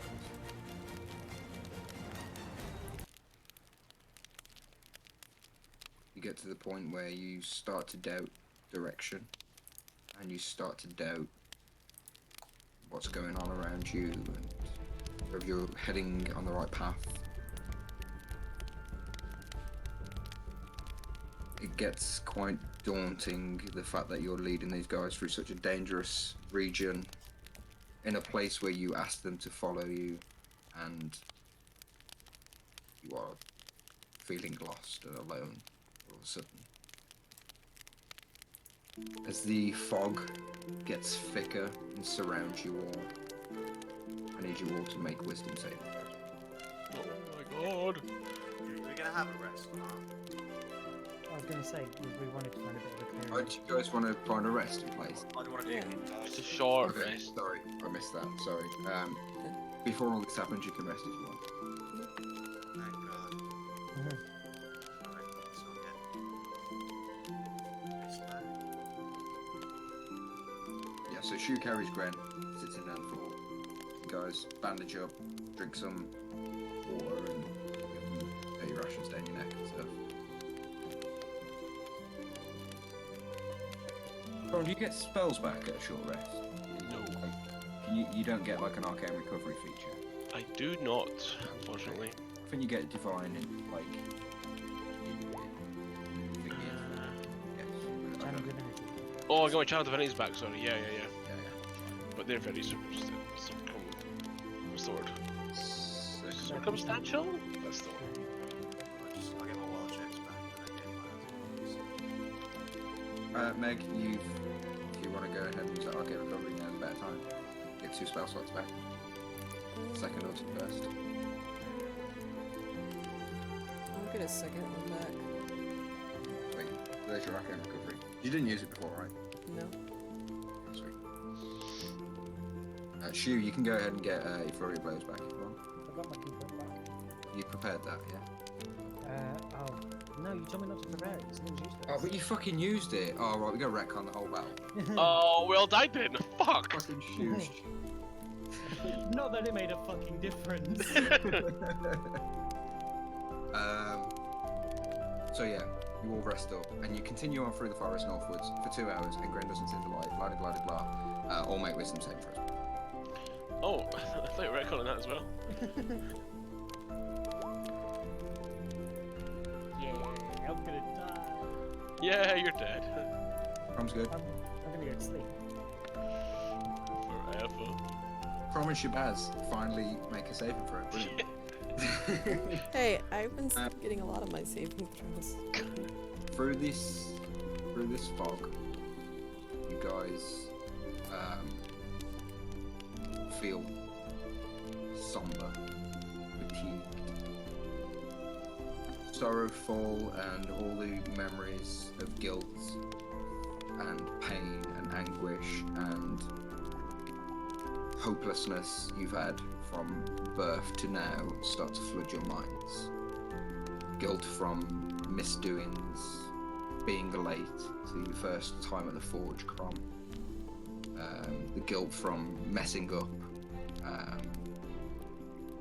your clerical duties as a young cleric. Shabazz, your guilt of, messing up your first few spells and all those things that a young wizard goes through in life.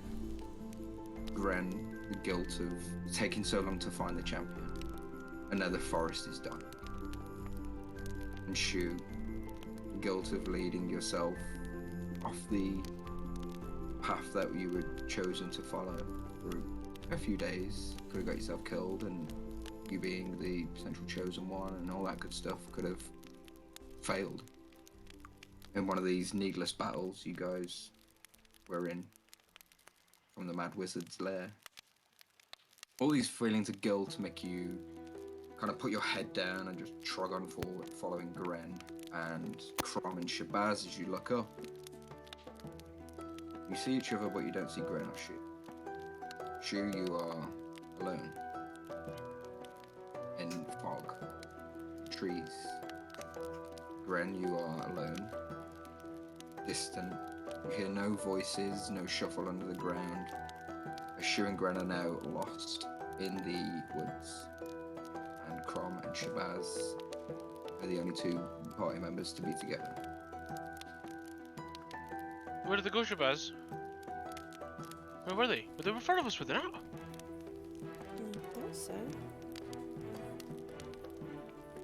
Maybe we're just a bit further ahead. Let's go, go on. Try and push forward a bit further. Sure, you guys can continue sort of marching on, looking for. Are you calling out to the party? Are you how you know? Are you looking for them silently, calling for them? How's it look? And what Yeah, are I'll call out for sure.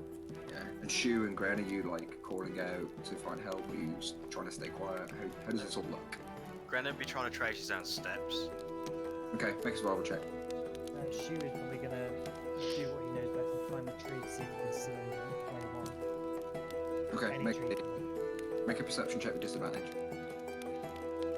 And Shabazz and Chrome, you can also make a perception check with disadvantage because of 23 on survival. nice. Shu, okay, Shu, you kind of climb a tree. The height just makes you look down at fog, and it almost makes it a bit more disorientating because you've climbed this tree and you've kind of moved around limb from limb. It's not like a straight up climb. You have to go around the tree and spiral up and down it to get to the right branches. Because climbing a tree is fine. Climbing a dead tree that feels like it's gonna fucking snap in half at any moment's a bit different.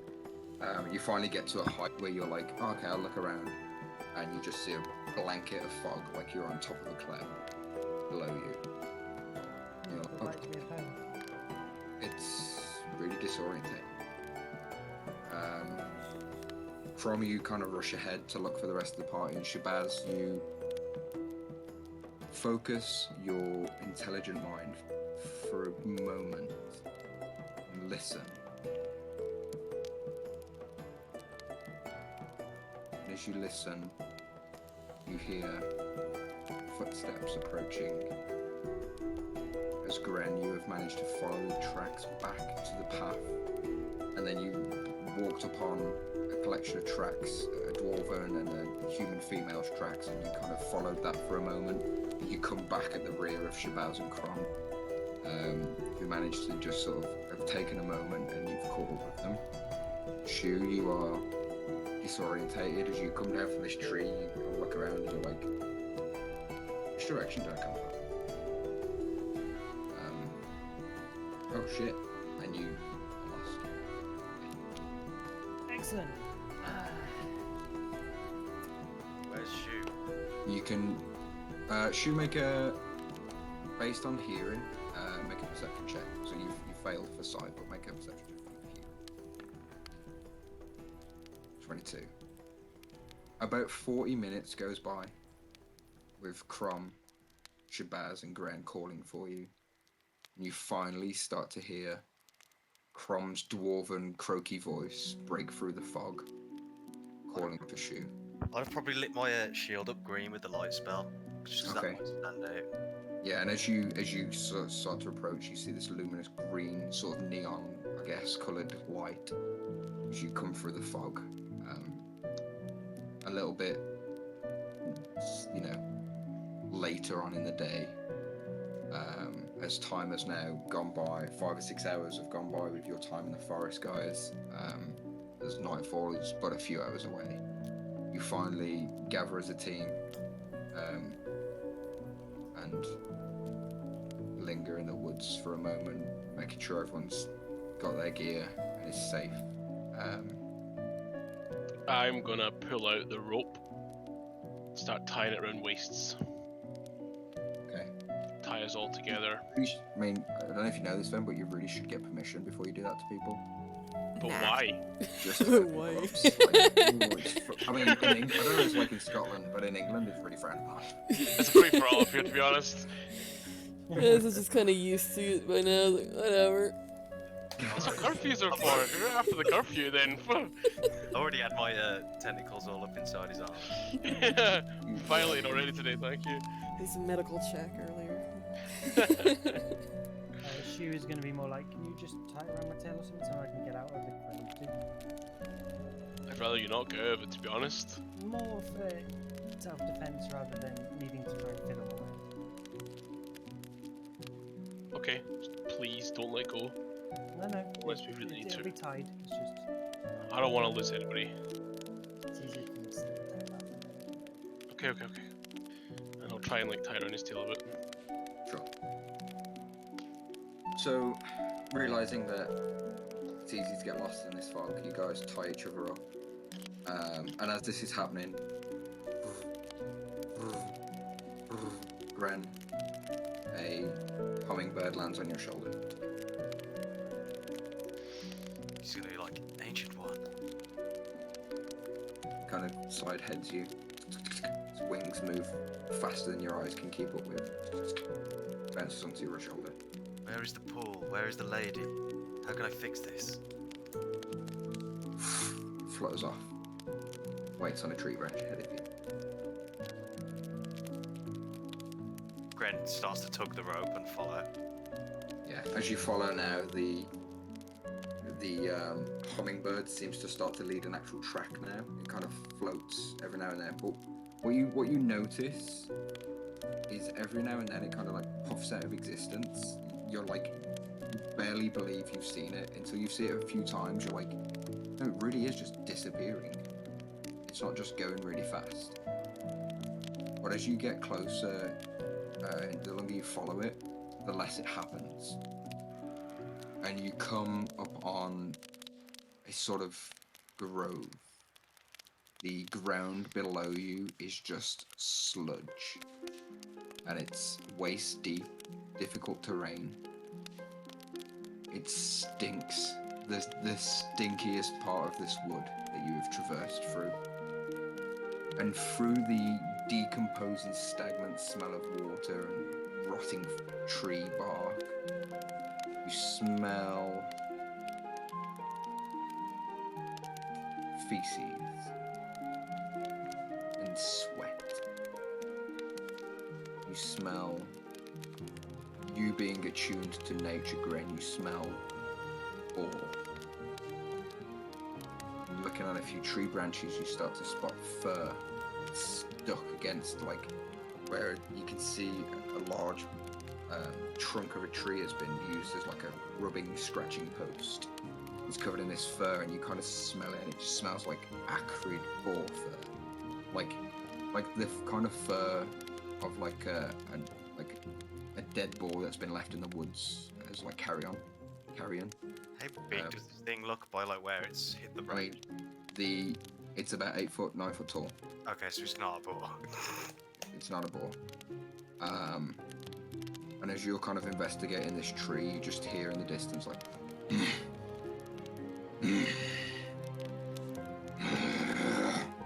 Gren's gonna be like, company! Come Well, into my boat.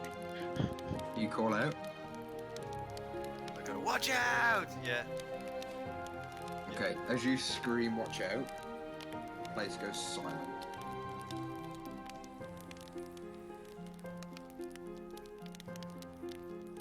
As you look through the break in the trees ahead of you in the direction of the sound, you see the hummingbird one last time flash out of existence.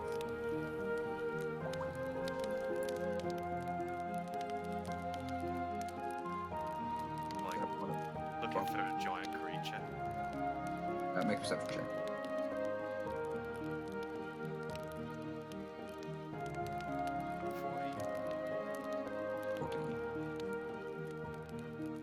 You don't see a giant creature.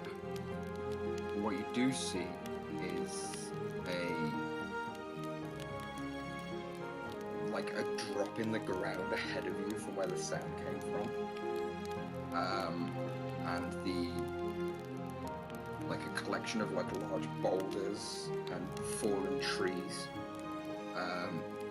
You have to step slightly closer to get a better look, and you see this almost like dugout gully, this channel of broken rock, and what you can kind of make out on this rock. There was markings on these rocks at one point, and now there isn't. It drops down about 15 to 20 feet with sheer faces of rock and rotten earth on either side. making like a channel, like a valley, sort of 5 to 10 feet wide, 20 feet deep.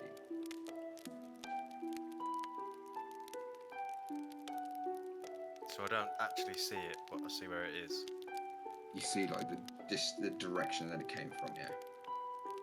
I'm gonna gather the group and point that out to them. Mhm. Whatever it is, we need to get rid of it. You ready for this? Ready as ever. Worried about Shabazz, but Come on, we can do this.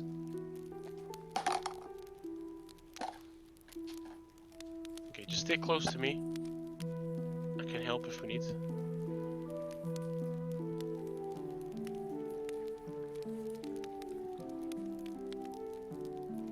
And Gren's gonna start sneaking towards where it is.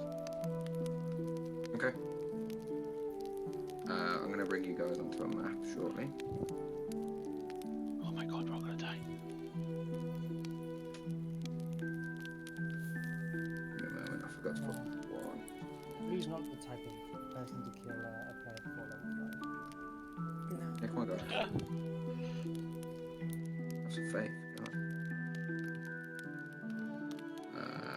Can you guys see the lit up area at the top of the board?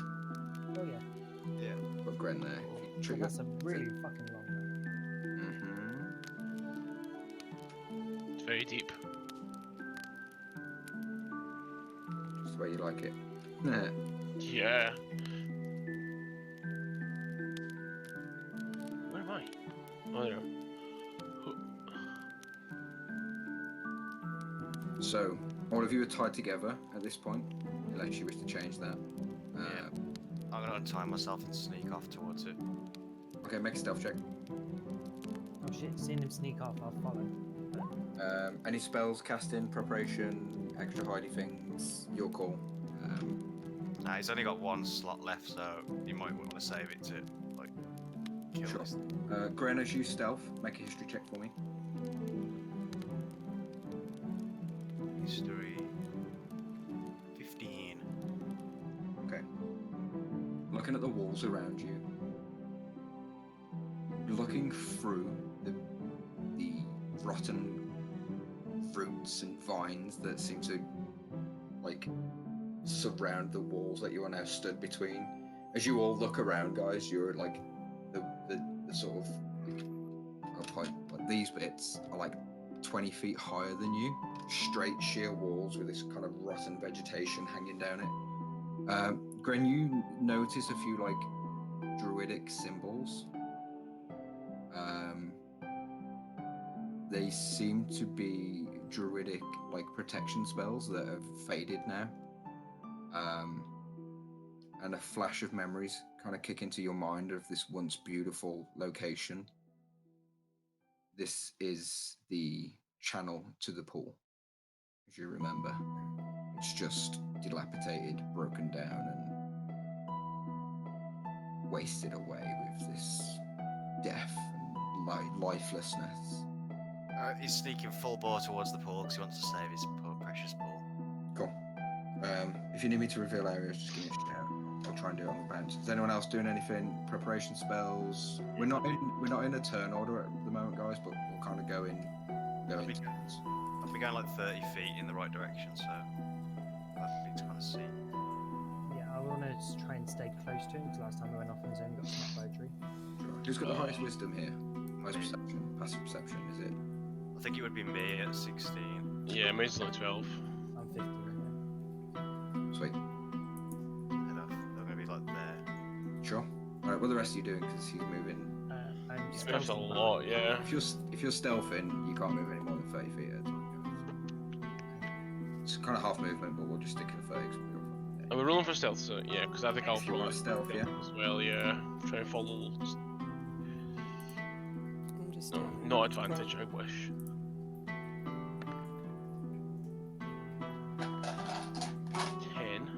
Don't forget to roll stealth for mode 2 as well.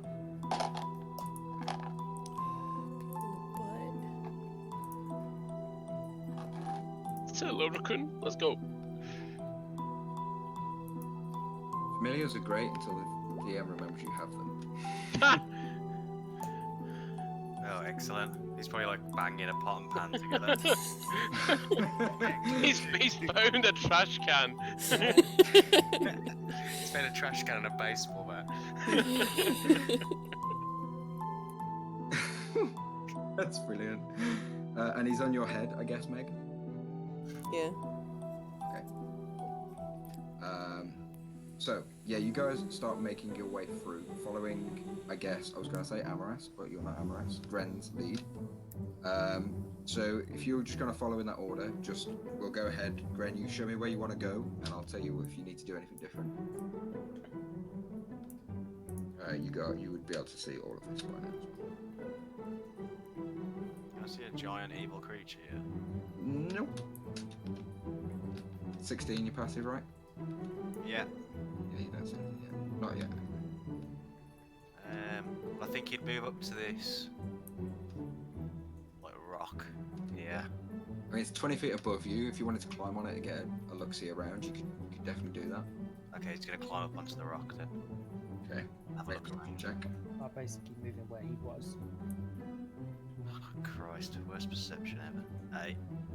Okay. You don't see anything that is moving. You do smell the boar's presence that you smelled before, but you don't hear or see anything in this location. The rest of you following up? Yeah, I'll move down about. Like, this is a higher rock, yeah. Yeah, Green bit is it's just kind of like yeah. If you want to get on that, it'd be an athletics check to get up to. Or Can I just stay behind it? Just kind of you outside? can hide behind it. Yeah, absolutely. Yeah. This is all like really good cover if you Right. are attacked from specific directions, but it was like an athletics check to get to the top. Yeah, I'll just kind of hang around the back of it, just kind of stay out Sure. of sight. Sure. Shu or Gren or anyone else doing anything different? Anytime I see Gren do something, I'm going to basically follow to where he previously was. Sure. And basically, my eyes and the head are locked on him, so hopefully people behind me can see where I'm looking. And I'll try to keep my hand up, say like, wait until I go. Got you. Gren's gonna sneak over to here, have another look. Make an athletics check for me. Oh god, here we go. Oh, better at athletics. Yeah. Pretty decent. You didn't there was a couple of times you grabbed on a loose rock and you were like, oh, no, not that's gonna make too much noise because you're still stealthing. You climb yourself up higher onto this. And you take another look around. We'll keep your old perception unless you want to re-roll it. I want to re-roll it. Go for it then. Because I got an 8. What do you miss? It's on my nice dear. Oh! Yes. You go blind for a moment, and all of this, you forget what it looks like. No, you don't notice anything different. But you do get sort of aerial view of most of this because you took advantage of the terrain. But you don't notice any movement or sort of sound in that given direction. You know to keep following this channel, and the closer you get this way, Gren, the more you remember the sight and sounds and smells of the pool and what it means to you and all that good stuff. It's closer, much closer.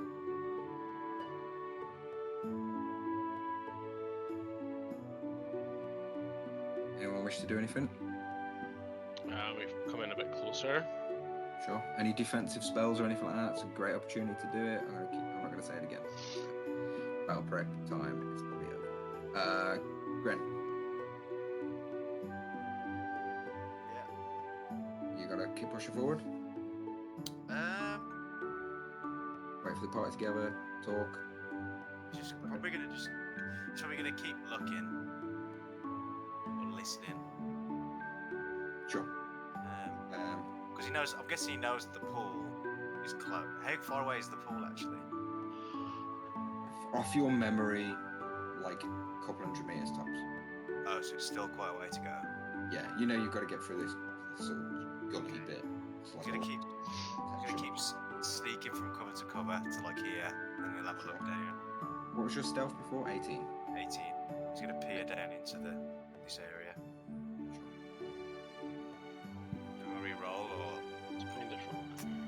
just that one? No, because if we re-roll every time we move, that'd be a bit shitty. Move 5 feet. It's extra. You guys just hiding behind the rock, or are you climbing up it? I'm I'm on top of it, going wherever. You can climb shit. What was your stealth before? 18 again? No, like 10. 10. Okay. As you're climbing, Shu, you do like dislodge a couple of rocks that kind of bound down, and Moto go and like squeals like he's a bit like, oh fucking hell, what was that? But nothing happens. I was gonna say, do I hear anything after all that noise? No. Okay.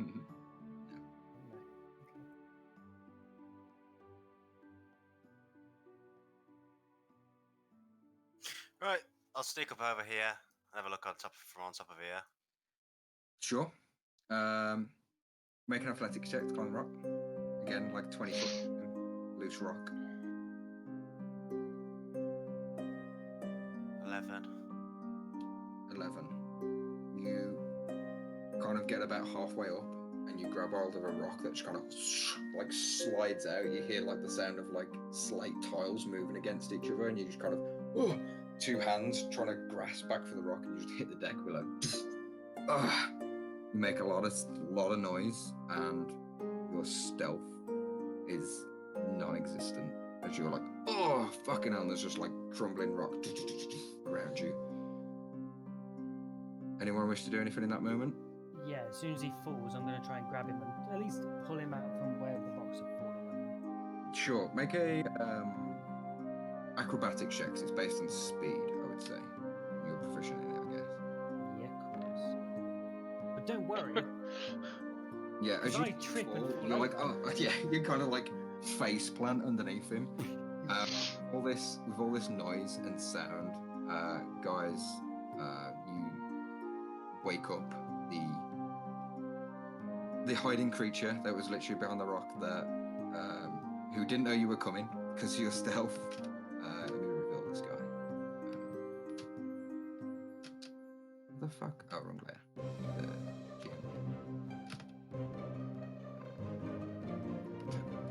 This guy that was literally hiding behind the rock where you were climbing realizes how close you were. He could hear like Motu's arrival, but didn't expect how close Gren was. So he's going to get a surprise attack on Gren, but I'm not going to give him advantage just to balance that out a little bit. He's just going to get the first attack in with more first for 10, and then his second attack, one of which can be with its tusk, and then his tusk for 23 to hit. That hits. So he kind of drops off this rock, like Maul in two hands, misses as you roll out the way, and Shu kind of drags you out the way quickly, and then he just launches into you with these huge tusks, this almost 9 foot tall wereboar that stands with this huge two-handed maul, tusks protruding out its mouth that seem to have, even for a wereboar, look extremely large. This grotesque form with weeping black eyes and this vicious dark energy that seems to permeate from him just stands looming above you after it's tusked you and like rocked your body. So human must succeed in a DC 12 con save for me, please. You have advantage. Wait on my breakfast. You do. What? Yeah, breakfast. Yeah, like no, it's just saying. 14. Dinner. So you shake whatever evil tried to get into your body. You kind of shake it off. You said like so many song titles. I in the know, first right? one. Oh really? Like Yeah. rock your body, shake it off. I'm like, oh my god. Okay, so Is the werewolf swinging a maul or a guitar? guitar, motherfucker. Guitar. So yeah, click on your tokens, guys, and roll some initiative. Roll high, my leaky. 16. No! Get low. Get low. You've rolled multiple natural ones so far. I've rolled loads. Get him out of the Doing way. well. Yeah, sure. Yeah. Wait, how high is this bit? 1 second, when I grab the sheet. This rock is about 25 feet high to the central point, and it's kind of Oh. like not quite a cone shape, but you know what I mean? It kind of like stays wide at the bottom and peaks in a point at the top, like a large stalactite, like, with a flat plateau. He's now jumped down to hit you, so you guys are like down here where he's hit you. That was his surprise round. Have you guys all rolled initiative? Yeah. Shu, you up next, I guess, because I was reading that wrong. Descending. There you go. Shu. Right. Wait, what do you want to do? He's trying swinging at us. I want to hit him. Go for it. Yeah. 11. You kind of swing the glaive, and as it hits, it's kind of what looks like a lever. As you hit it with the glaive, you realise it's like this. Its skin is formed out of bark, and it kind of just like takes the hit and bashes your blade to the side. You have to do more than that, ape. Would you swing at it? Okay. Just from my perspective looking at it, does it look strong and muscular?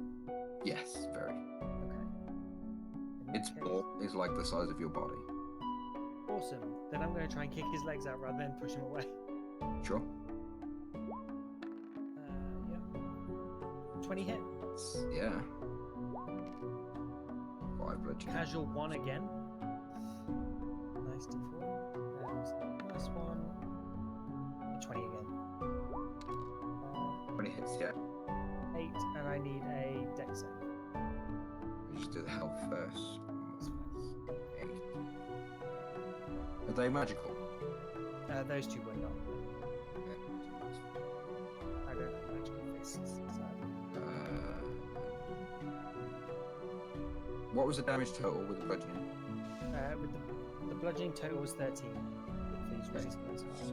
So, sweet. Okay. Or 7. Just round it up. Round it up. 7. I'll do 7. Last DM. You don't believe it, but sometimes. Yeah, as you kind of poof poof, which kind of goes. More. Let's have a scrap. That's your turn. Did he make a dex save? Oh, sorry. He falls over! He falls over. Sweet. Is that your turn? That is my turn. Do you want to move, beans he's prone? Oh, actually, I'm going to climb up here. Make an athletics check. Free sort of free throw. It's not part of your movement or anything. Just to see if you can make it up there. Oh, you got climbing speed. Don't worry. Yeah, I was just going to use my movement. Yeah. Ignore me. Sorry. Yeah, you get up there like quickly enough. Noise and shit isn't an issue at this point. So there's a few loose rocks as you would expect, but you climb up quite easily using your tail for balance. So you are now like that would have been your full movement. If you wanted to get to the top, you can be 20 feet above him. Yeah, that's fine. He will take an attack with disadvantage because he can do that from prone. Yep. Did that just roll flat? You say full movement to climb 20 feet. No, but I mean, like, you're fine. Don't worry about it. You can get it, is what I'm trying to say. So yeah, he misses because even that's disadvantage, so he's not going to get any higher than fail. Why is this DC saying AC saying 10 to me? That's wrong. Yeah, so that's your turn. At the start of his turn. What do I want to do now? You're all set up like this. I had plans, but you've come in at a different form. Oh shit! What? I've just realised something. Okay. Do whatever. He's gonna cast. Shit, I really should have read this spell first. He's going to cast Disintegrate. On himself, hopefully. I just need to live Natural for my one. round. He's embarrassed and he just fell over, so he just like, fuck this! And just blasts a hole in himself. I don't know, a few people that could benefit from doing that. Okay, he's gonna centered here for 20 foot squared, I think it is. I'm gonna post it so you guys can reread it for me in case I fuck it up. But he's going to cast Plant Growth at 3rd level. So pretty much all movement in this area is going to be for every 1 foot you move, it costs you 5 feet. So you're like slugs. Somebody wants to read that for me and make sure I've got that right. So you can literally move it's 1 foot every 4. Yeah. If you move every 4. So we'd be going Quarter. forward. Of course. Yeah, so pretty much a 100-foot radius centered on him. And you guys can move at quarter speed. He's gonna do that as his action, and that's his turn. Okay. How does that affect a spiritual weapon, for instance? Because that kind of floats. Yeah, it's fine. Yeah. Do you still have the? I don't have the token on my account for my spiritual weapon. Do you still have I it? might do. Yeah, you guys don't want much, do you know what I mean? Sorry, you could. If I had it, I could put Aye. it myself, but I That's you don't. there's your ramble. Thank you. Where do you want it? On On the guy? On the other side, like this side here. I'm gonna kind of like look. It looks like a lobbit, like Mjolnir. It just like flies straight out. And when I cast it, it does get an attack apparently. Does I it? wasn't sure if it does. Yeah, it does. So I will take an attack against it. For it? Did he get up? I assume he did. Yeah, he would have got it. Yeah. 14 to hit. Does not hit. Does not hit. Cool. And that Cantrip? will be my turn. No, that's a. Oh yeah, that's a bonus action to use it. You're Yeah. right. I can cantrip. Yeah. I will Sacred Flame him then. In that case, he has to make a DC save of 12.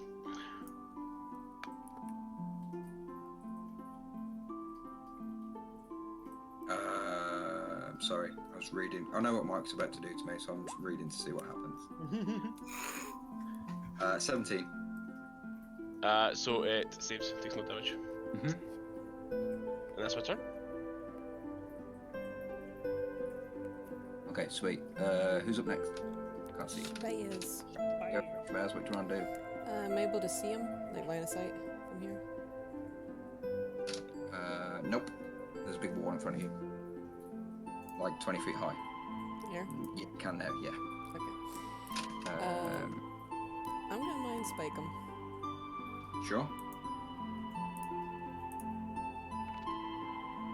Is that what saves that for me? That would be a wisdom save. That's nice damage. 18? He's gonna go ahead and lose that because of divination. Okay. What do you roll? 14. DC of 14 to beat. Beats it. So, thanks. Wait, what? For that as well. You changed it. You changed it into a 14. Let me see what it is. 'Cause I You think just it's told me it was 14. I thought it was a 12. No, the I thought you- DC is 14. The Yeah. divination's for 12. I thought you used that previously. No, because I needed a Let's check. higher one. I need the 14 one for the Okay. to make So, 13 on his. Let me just double check his wisdom. Yeah, so his wisdom 6. So yeah, yeah, that hits for 14 psychic damage. Sweet. And what was the other thing it does? He can't run away from you or something for the next day or so. I can't remember what it does. failed. It can't hide. It can't hide or go invisible. Okay. She'll know where she is. Know where he is at all times. Cool. The next day. Nice. So yeah, that's your turn. Anything else? That's me. Sure. Right, so pretty much, guys, from that last spell they did, just remember 100 feet around him, so pretty much anywhere you're going to go for now is like every. I don't know how this works, but for every 4 foot, every It's 1 quarter foot, movement. it's quarter movement. That's it. Thanks. That helps. So Is it basically the whole arena then? Yeah, 100 so- feet from centered on him, pretty much. I was gonna draw a square, but there's no Can you point. move 1 square or 2 squares? It's like a square and a half in it. Mm-hmm. Yeah, you can Dash, get we get 15 feet, so we get 7.5 feet. Yeah. That's what we do. We'll just add it up. We'll round it up. Sweet. So that's Shabaz's turn. Brings us to Gren. I think you know what I'm gonna do. Me. Raise my hands up into the air. A moon that's green is gonna like shoot a beam down onto him.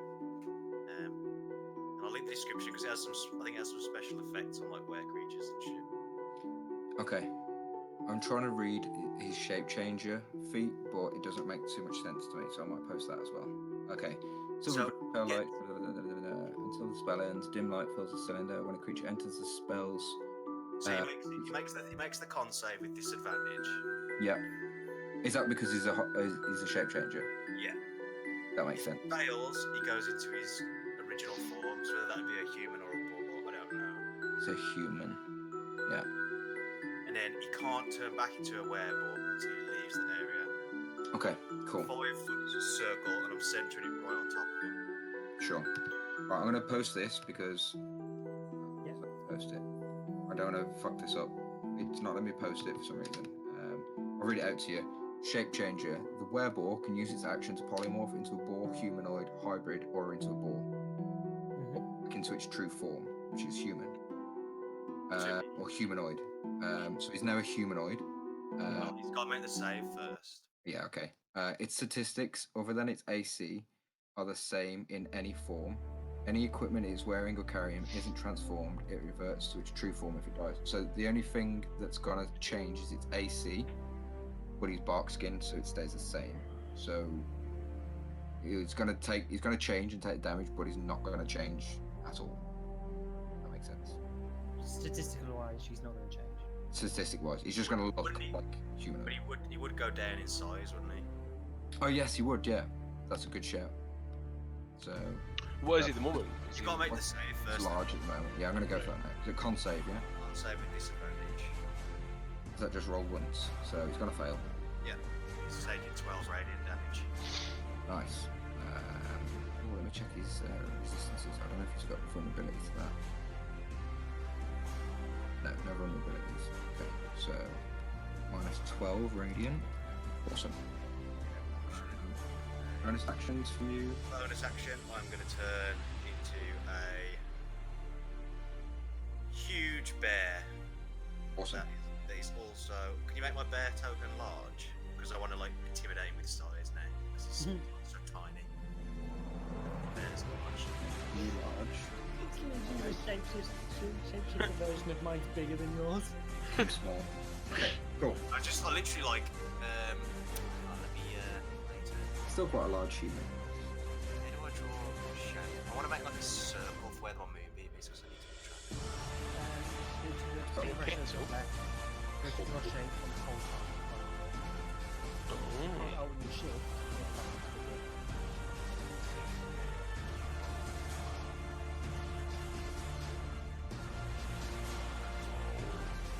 Alright, so that's going to be. Yeah. Nice. I'm going to stuff it in here. Yeah, you're there. Yeah. Give like a big slobbery roar and his pathetic little human face. Like, Awesome. Shift, bro. Brings us to Shu. What does it look like as a human? It looks like a furry, bearded, trampy bloke. Still quite muscular, barbarian-esque. Still managing to hold this maul up in the air, this huge maul. Hairy arms, proper gross hairy back. And like the way his like face has changed, it's like his skull has fallen back into itself. He still looks to have almost like a like resemblance in his human form. He's a smelly creature. Definitely human male. I am going to jump off here and go for a downward shot.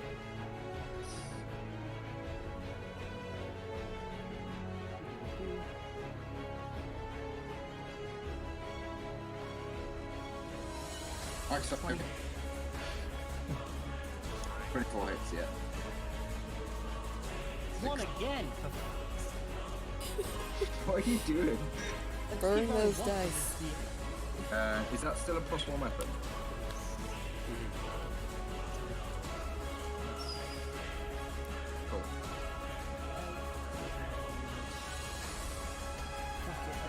asking me to. Ooh. From non-magical attacks that aren't made of silver. I think that's two separate things. That's non-magical weapons. Bludgeoning, and piercing, slashing from non-magical attacks not made with silver weapons. Oh. So, yeah, so it's... Oh. That's what I remember putting him up. So I remember saying. You need a silver weapon. Yeah, you need a silver weapon to damage him. I always thought it was a silver weapon for him. In fact, it's immunity, so it's immune to bludgeoning, piercing, slashing from non-magical attacks made with silver weapons. What? So he is. So the weapon affects him then?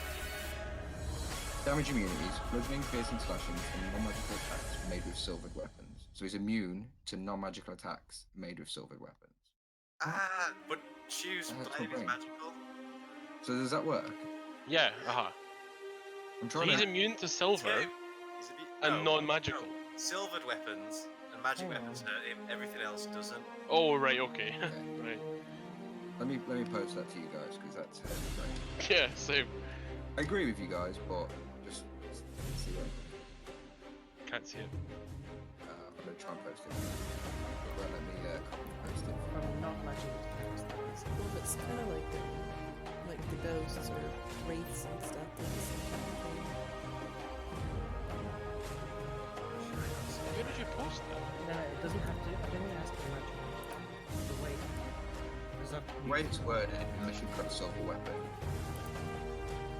Attack-wise, not weapon attacks, unless you've got a silver weapon. The way I read it is, unless you've got a silver weapon, it's not it. No, or non-magical attacks that aren't silver. So it has to be either silver or magical. Okay. Yeah, Otherwise, yeah. spellcasting Oh yeah, can- that makes sense. No, yeah, that's sorry.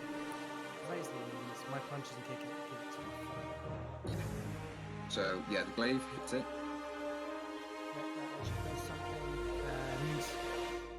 And now what do I do? So you wouldn't. I'm not taking it down fast.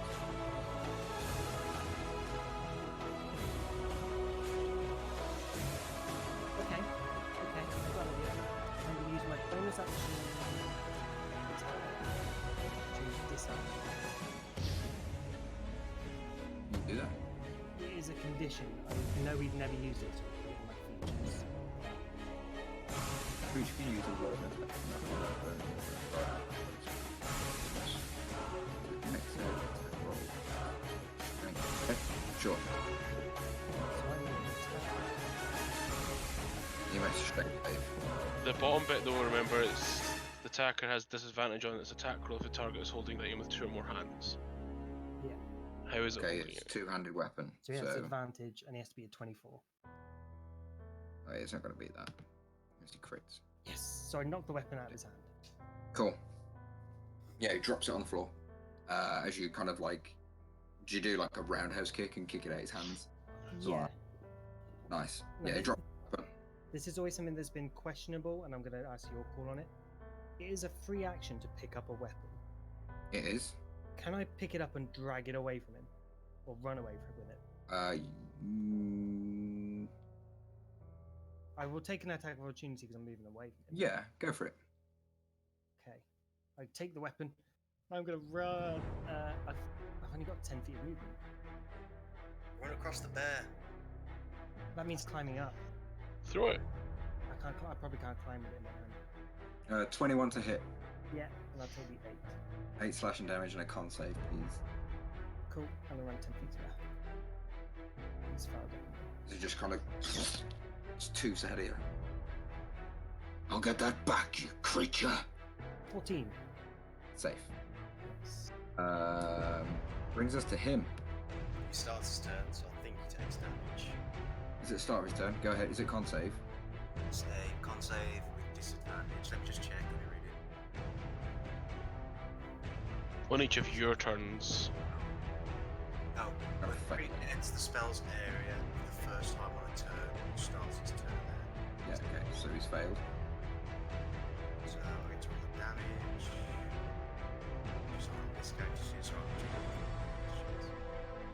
Just gonna The life of a druid. be 16 radiant damage. Nice.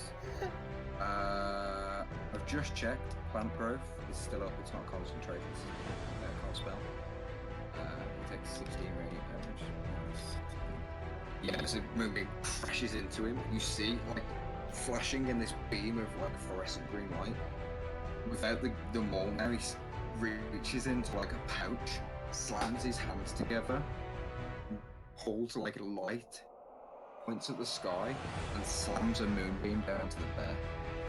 Yeah.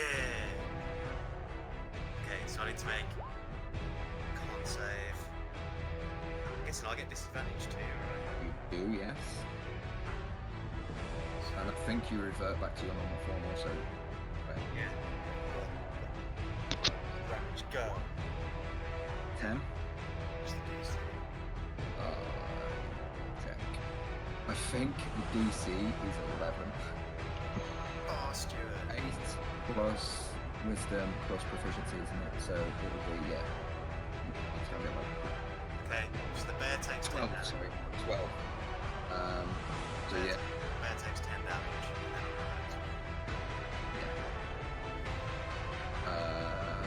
And can I duplicate your Johnny?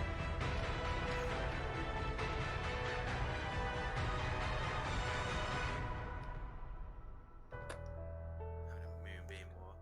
So you're there. Might be worth changing the color. Make it easier. Got it, mate. Boom. Nice. Take damage again on my turn. 1v1. I'm leaving them to it. Yeah. Hang on a minute. Do I need to make a con save for the spell? Yes, you will now. Yeah. Because the bear took that. Yeah. All right. Yeah. And it's a DC 10 con save. Also, Shu, you wouldn't have been able to move that far. No, you've worked that out. Yeah, I've still got Yeah.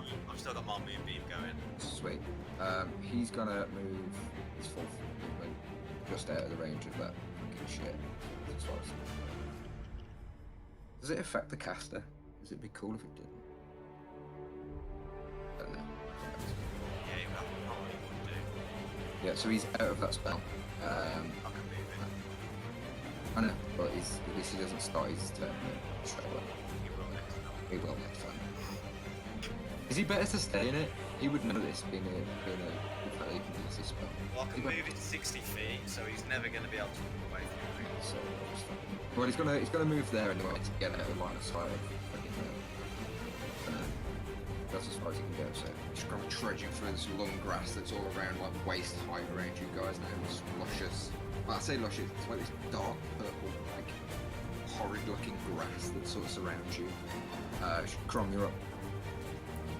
I am going to guiding bolt that motherfucker. Go for it. You're gonna have to step right so you can see him with the bear. Yeah. Oh right, okay. I'll move to like here. And feeding bolt. Oh, 12 to hit. That hit? Save. Oh, no, It's a 12 to hit. Yeah, it does. Yeah. 12 does not hit. It's got 16. Oh right, okay. Then I missed with that. I don't believe he takes any damage. Let me just double check. It doesn't. You missed. Yeah, that's fine. Oh yeah, of course. Yeah, it's not. Negative.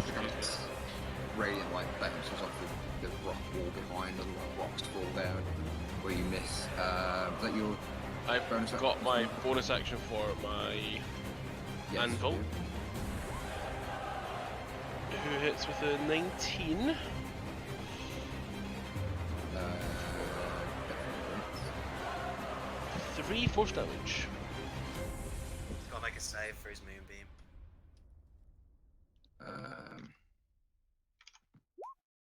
Yes, he fails. I'm no longer Oh, in his mother team. bitch. Awesome. He does not know the way of the moonbeam. Awesome. Brings us to Shabazz. Alright, so I'm going to move, I guess, just here. Can I see him from here? You can. Alright, and... Oh my gosh. I minimized my thingy. Spells, and we're just going to... Mind Spike him again. Cool. Wisdom save. Wisdom save. It's a fail. And he takes 15. Nice. That's potent. And he's Awesome.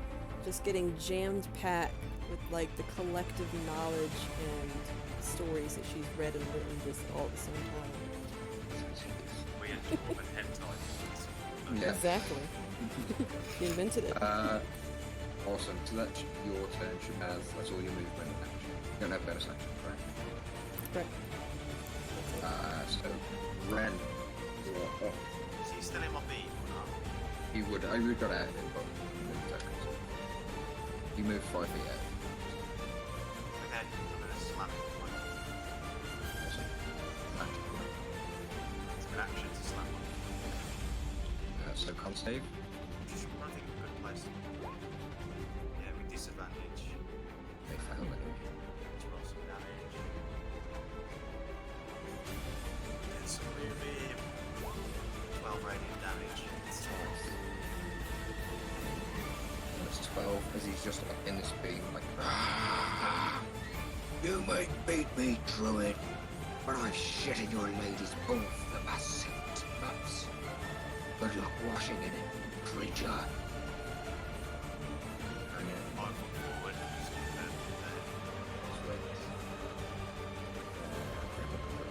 Just Drew, you're up. I really can't do interesting, so here we go. Keep dragging that maul away. Is that your turn? That's all I can do. Do you want to give him any shit? No, it's not all Okay. You can cool. throw shit at him and he Brings us fling feast at him. The stuff that brings the us to its turn. I take a lot of bullshit.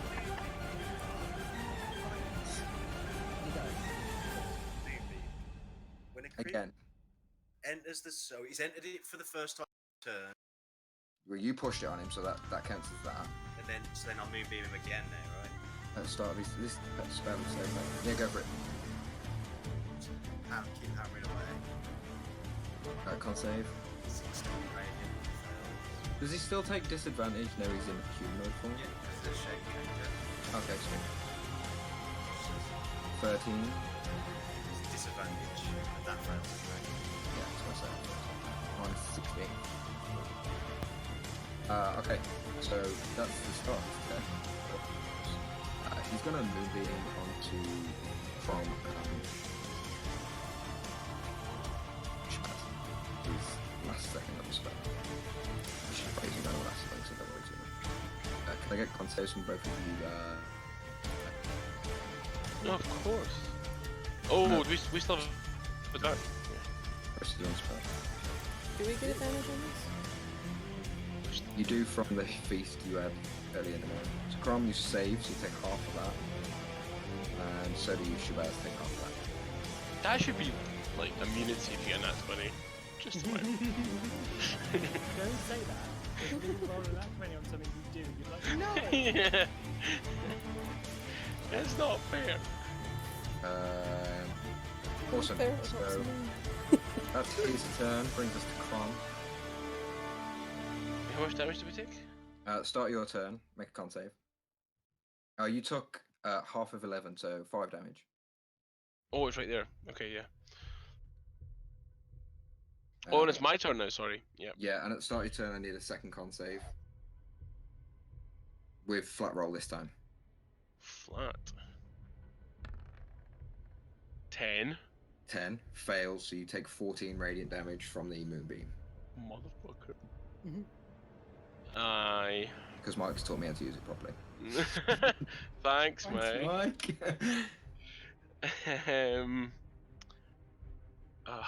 Let's see here, what should we do? Try and guiding bolt him again. Sure, go for it. 21. That hits, roll damage.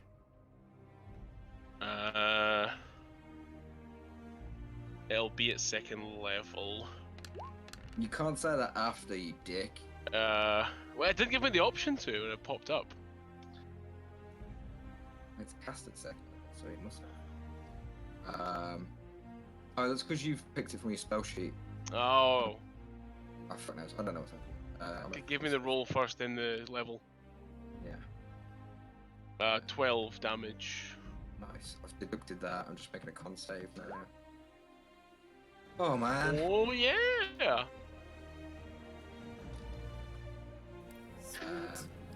Awesome. Shabazz, you are lucky enough to not take any more damage from that. Very grateful. And is that Crom? Is that your turn? Bonus action. Bonus action. My anvil actually. Switch weapon. Attack. Your anvil gets advantage, remember? No. What? From the guiding bolt. Oh, of course, Oh, yeah. of course. The one bow combo. I was like, no way does Moonbeam give us I that forgot much. about that. So okay. Hey, 18. That hits. Roll again for the crit. He's already rolled 10. Yeah, that's been rolled twice. Yeah. 4 damage. Nice. Shabazz, you're up as this anvil just kind of, you just hear it kind of go ting against his face. Alright, I am going Not getting to... rough, Shabazz, just so you're aware. What? You or Grand are going to get the kill on this, so make sure you roll. Alright. I want Okay, roll. him to be dead. So we're just gonna go ahead and mind spike him. Cool. DC 14. He's got to save on something. God damn it. Nope. 8. Why fucking put these in right? Oh, they're just rolling fat D20s. Fuck. No, it's good. No, it's good. It's fine. Come on. Does that kill him? 8. Keep it. Aw. So close. But can his, like, ears and eyes be bleeding from all the knowledge? Oh yeah, absolutely. And he's like monologuing like text from your book. And Crumb's massive penis. Oh fucking hell, get out of my head, mate. Throbbing. Ah, God. Not throbbing tentacles, not again. Listening abs. Ren, you're Ah. Underneath that fur, you had such a six pack. It's beyond belief. Because he's already in it, he doesn't take the damage now from Moonbeam, he takes it on his turn. Okay. But, having got said that, I don't need to use my action to move it. So, I'm going to cast... So like, similar to how he throws fire, he forms like an icy spear in his hand and hurls it at the guy. Nice, go for it. So that's... 16 to hit. Meets it, beats it. That's his AC. So that's going to do 3 piercing damage, and then he needs to make a dex save or take 6 cold damage as he explodes. Ooh, if he fails, you kill him. In fact, he passes. Okay. So this spear hits him, explodes, but not all the ice gets in his eyes and stuff. So he's looking real rough as this icicle kind of launches into his chest.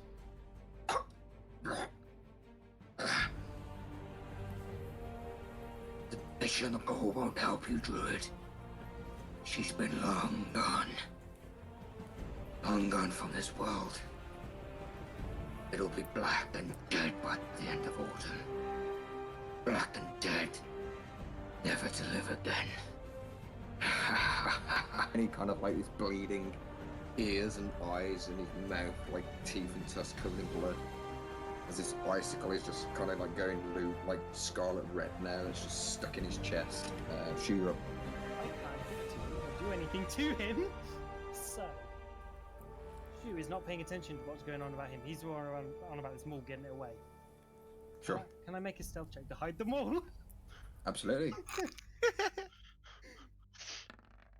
Excellent. You'll never see Yeah. your maul again. You kind of put it under a few rocks, dust your hands off, like, yep, no one's finding that shit. Yeah, I turn it around and go, bitch, my maul. As he starts his turn, and he's going to take more than 3 damage, isn't he? Whatever he does. So He's gonna make a save. You never know, I could roll 2-1. takes you Nice. damage regardless. So he's taking full damage, and he's gonna take 12 radiant damage. Yeah, he like you just see him just kind of melting under the. Oh, how do you want to do this? That's on you. So like he goes, as he's saying all this shit, like, you're gonna die, Druid. like Gren just like super focuses and goes like ah, and just the beam intensifies. It's making that like weird whoop whoop whoop whoop whoop play noise. It just melts like- him is into it- ash. Like somebody's put it under a magnifying glass, like the burner now. Yeah, like it gets realigned. It's like just burns him. He's ash left Just on a the floor. pile of just blowing in the wind. As this long purple grass just kind of stays where it is from the previous spell. You all sort of shake off the event and somewhat calm takes over the fire. Brand new here, voice. Time to the pool. Don't need to speak.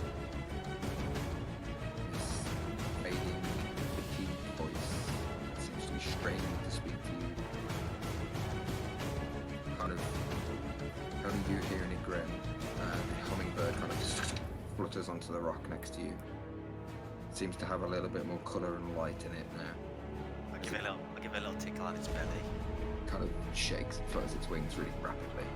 And you see as you kind of like touch its belly, the white, like almost albino looking hummingbird starts to gain colour. And the ground around it, you notice all around you starts to become healthier. Decaying smell seems to blow away with the light breeze that's in the air, and the fog seems to start to dispel. You get a tug, like a mental tug in the direction of the pool.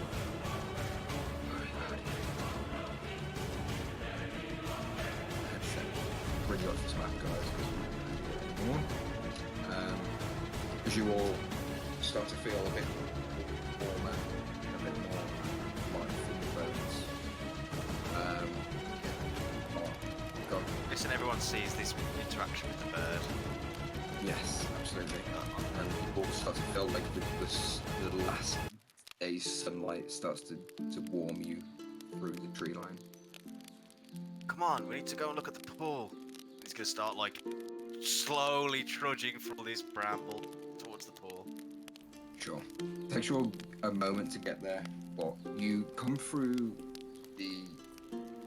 this gully, this kind of chiseled out valley, and you come to a large, very elven or elven-esque design marble archway that you walk through, and on it there is symbols that make no sense to anyone but Gren. And it says, "Followers of my league, you will always be welcome to the pool of the lady."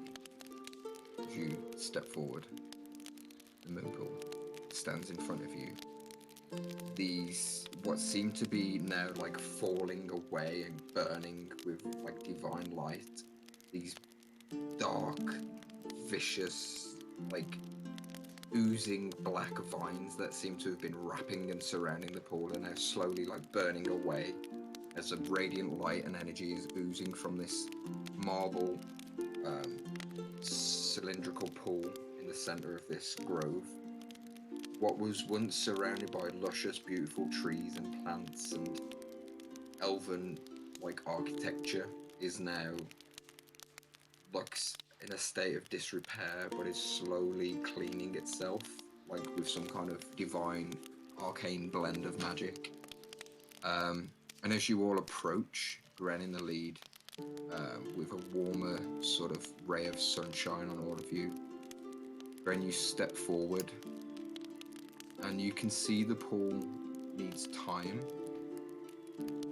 and within, you know, it's not going to happen immediately, but give it an hour or so, and the pool's life source, you can feel is growing, will be strong enough for what you remember it being.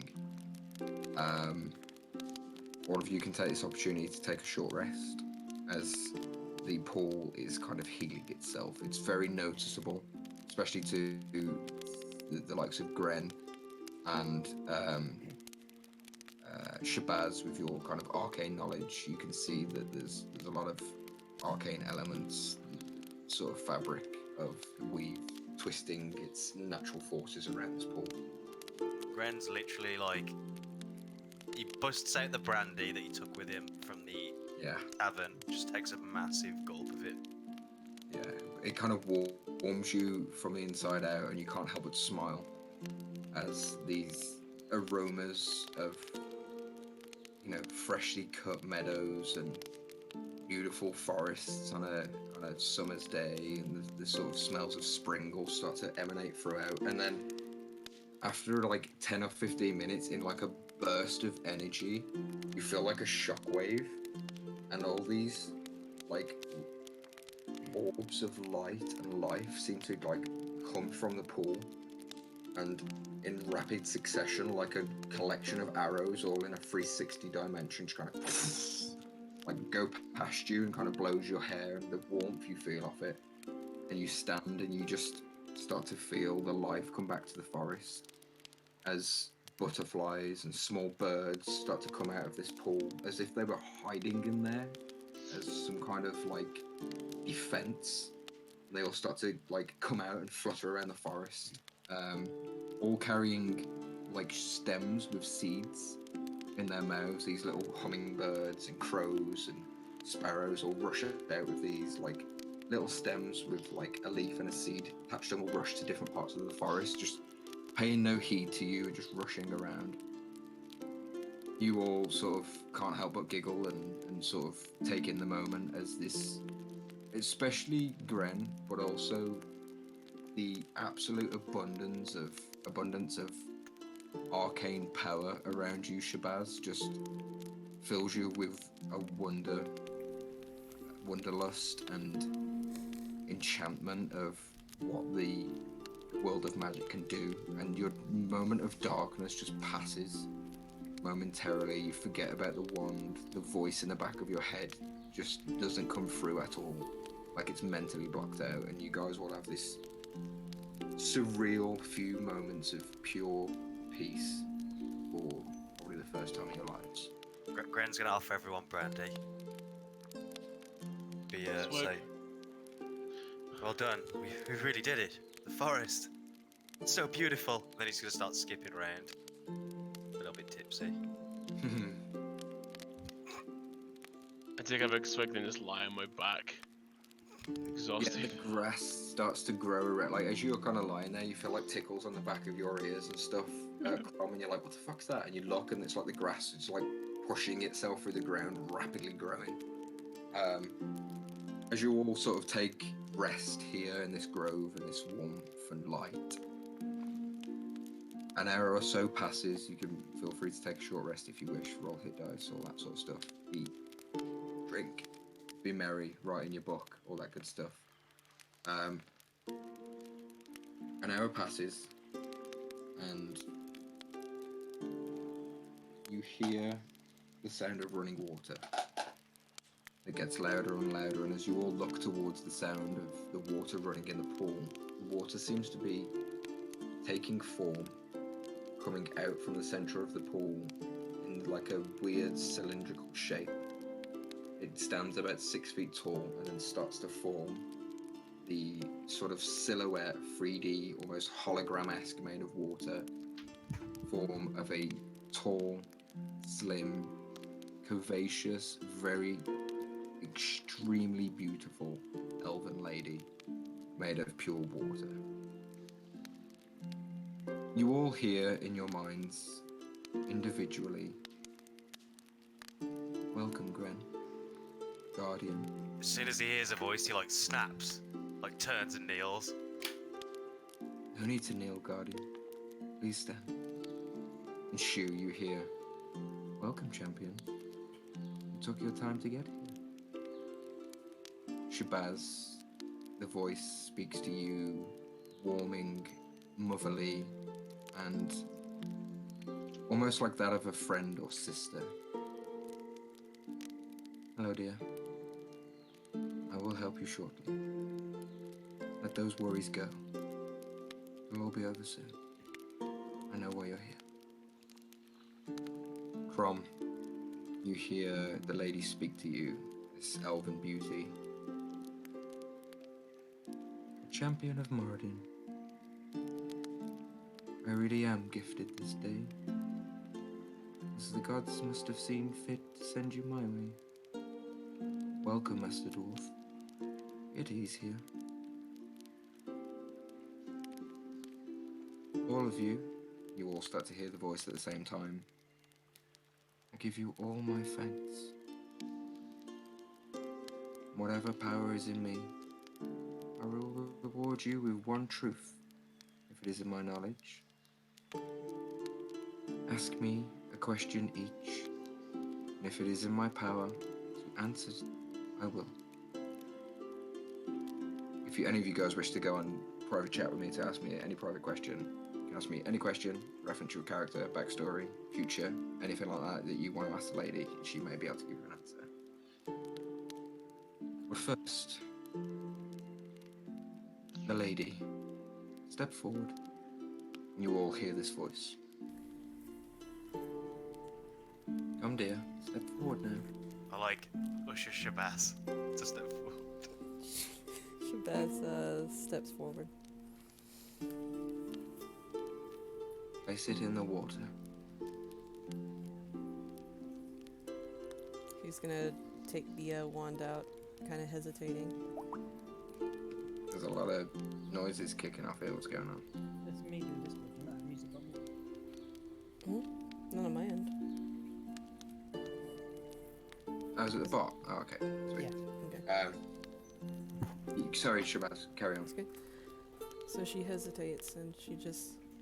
Are you sure that you're strong enough for this?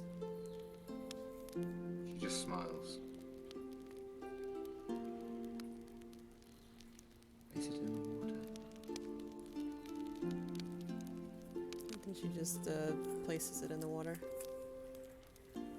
As the wand kind of drops from your fingertips, you just hear the most desperate of pleas, like 1,000 languages rush through your brain, all screaming for you to take hold of it. Promises of power and eternal life, all these gifts that would possess most people, and you just kind of, it pauses on the end of your fingers for a moment and then eventually just drops as if in slow motion into the pool. There is no hissing, bubbling, violence at all. It just kind of just turns into dust in the water and slowly vanishes into nothing. You, one trained in ways of the arcane, see for a brief moment, the pure beauty of what is the weave, the connection to all the magical energies, the fabric of arcane power just kind of coalesce in the pool. It goes from this kind of weird grey, sort of blackish colour into a mixture of like a chromatic, like dust. It all collects up into a ball, into like a glass orb. It kind of floats up in front of you. And you see this glass orb about the size of like a large baseball for you, Meg, because Americans and stuff. And it kind of spirals in front of you, and inside it you see like flashes of fire and lightning, and different elements seem to like strike in it, and it goes calm, and it just kind of like floats its way over to you. A gift for your troubles, my dear. Take it.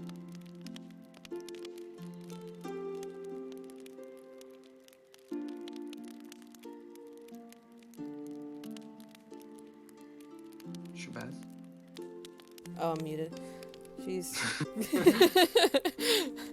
Shabazz finally runs out of hit points. That was the last one.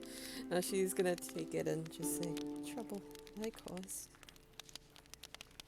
As you take the orb, there's an absolute pulse of life that rushes through you. You return all your hit points you lost, so you're back to your original max. Hope you can remember that. It's easy enough to work out if you can't. It's about 40. Yeah, so you 40. No. fuck it's- off, mate. I'll have I'm to like, just no. re-roll them because I really don't remember. Sure, we'll sort that out in a bit. But anyway, you're back to your max, and it's pretty easy to work out. So you pulse with life. You take the orb, and the voice inside your head, kind of like it's like a very fast version of the identify spell, and tells you what can be done with this gift. And I'll read that out to you now. Unless you want me to keep it a secret. You can read it out. I'm fine. Sure. So I really should have put a light on, but okay. This orb gives you the ability, very similar to what the wand could do, but kinda. It doesn't cost you anything but a door. So for each sunrise, you can cast the cantrip Mold Earth as many times as you want. So that's the Earth element. You can cast Fog Cloud, first level spell, which you can cast at any level, obviously. Flaming Sphere, second level spell. And Wall of Water, third level spell. Got better druid spells, doesn't he? That's the Orb of Elemental Power. Because you took a lot of shit and got rewarded for it. If you killed yourself, you wouldn't have got it, so... Would have So been Shabazz, great. you just have like a moment of all this like knowledge of how to cast the spells through it, how to use it, how to sort of channel that magic and stuff. Kind of rushes through your mind for a moment, simultaneously as while this is going on. Champion, she dresses shoe. You're kind of like watching Meg step forward and like speak and stuff, and at the exact same time she's telepathically communicating a separate conversation with you. You have a question for me? If you want to go in private chat at any point, guys, you can.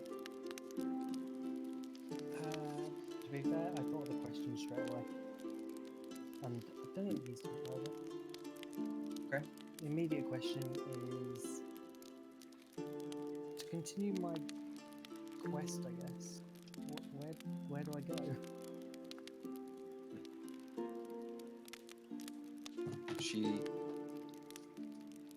She kind of giggles a little bit like that kind of like knowing kind of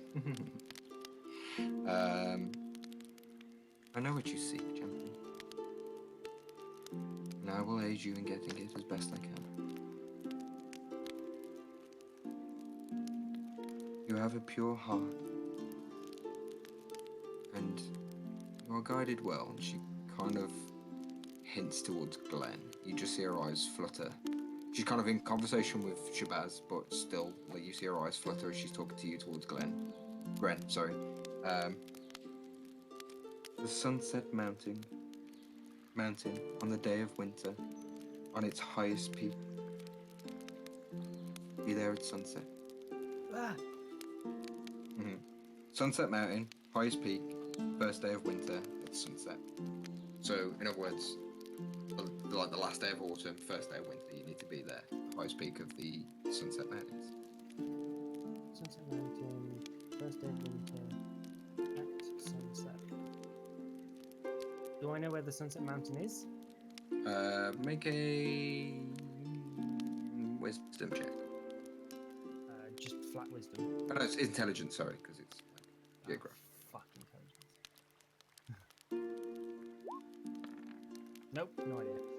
No, but somebody might. That's fine. And do I know how long's left until winter?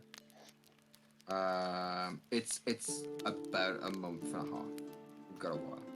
Okay. Thank you. Also, seek out the Lady of Silvery. Lady of Silvery. Silvery Moon. Silvery Moon. Yeah. And give her this gift. She'll know what it means. And like you feel something in your hand.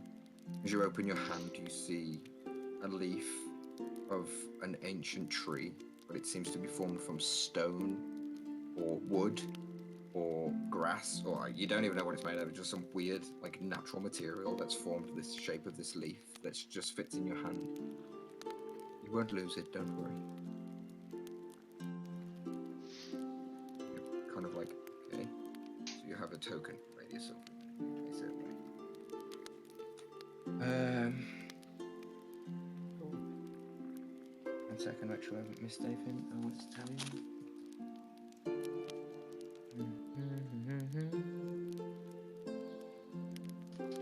Okay.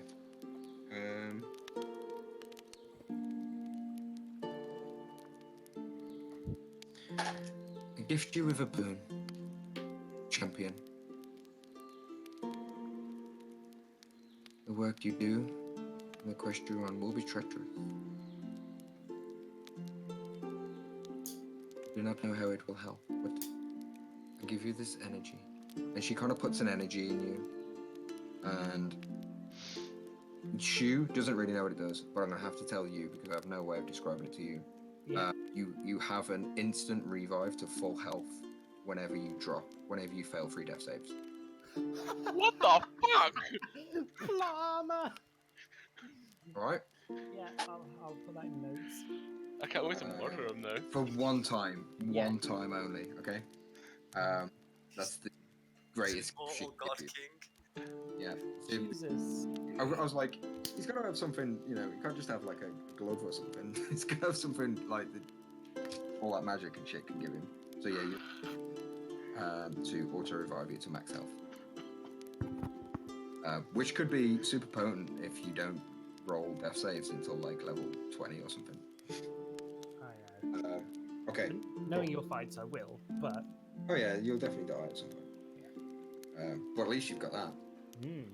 From simultaneously a voice in your head as you're watching Shu and Shabazz react to what seems to be their own conversations. Master Dwarf, ask me one question, and if I can answer, I will. I want to do it in private. Sure. Ooh. Dick pics. Yeah! I'm gonna go and grab a cup of tea while you're in private chat with Alright, mate. Yeah, I'll be. 1 second, guys. What's your number? Are you single? I'm fucking invincible. Plot armor! That's basically what I've got. I think Blue's put a lot of work into this story. Yeah. I'm actually going to put it on my features list as plot armor. That's the easiest way to remember it. Exactly.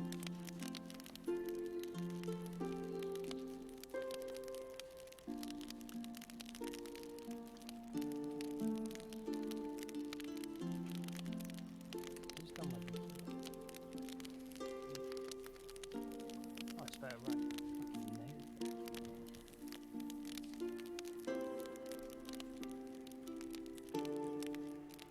Fucking invincible.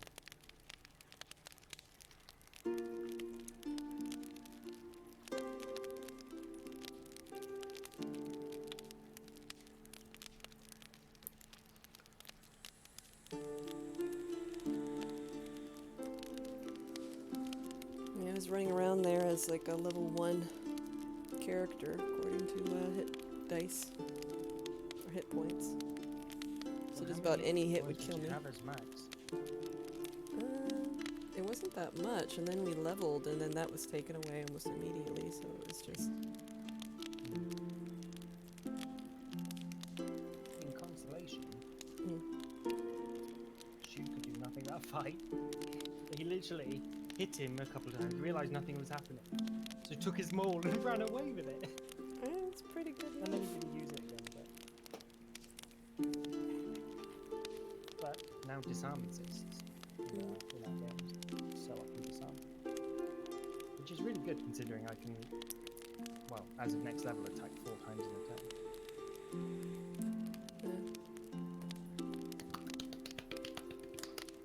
I'm so happy. I was worried that it was going to be like, this spring will be clear and ready to use in like 20 days. And you have to try and survive. Which I wouldn't be able to because I'd only have 19 HP, so it's like she would die before it's ready. Literally on the last day, she died. It's like, Shabazz! Shabazz! Nope. Just chuck her in the pool. Is that helping? Yeah, I want to talk to Lou at some point about making, because he was going to do it for what's his face, Ya, when Ya was doing all the cooking. He was going to make it so I could cook something. If I roll high enough, we get like a little bonus to something. The same way we did with the con save today. Yeah. And I wanted to like, yeah, I have a selection of foods that I could try and make which give us certain things. And I'm I like, think it could work. Especially since you got a cooking kit. yeah, and it's just such a minor thing. Yeah. I think finding something useful from our kits is kind of key to the game, really. Yeah. Like, I'm trying to use the Forger's kit for her book writing and stuff. What's happening? What's happening? I still got plot armor. I can't die. I'm invincible. Yeah, Immortal God. And Crom's getting his water play, I guess, what you would call it. Here he is. Here he is. Oh. You got that Sorry? number? Yeah. He's got the one true weapon that can kill Shun. Dude, actually. Somebody needs it. Grom was just like, I need to hit it once. You're the wettest girl I've ever seen.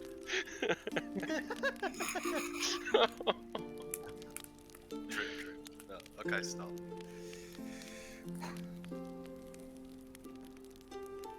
Hey, What happened? Did we not see anything? I'm coming back to you in a second. One minute.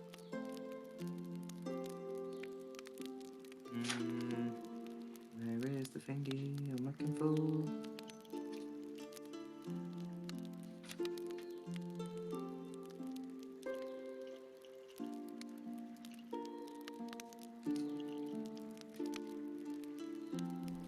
I'm glad I got Panic Mist now. That's what I call that druid spell, Fog Cloud. Druid Panic Mist. Panic mist. Mike, Yeah. have you got a question? Do you want to go private or Yeah, private. more dick pics? Awesome. Yeah. Got a right collection going there, guys.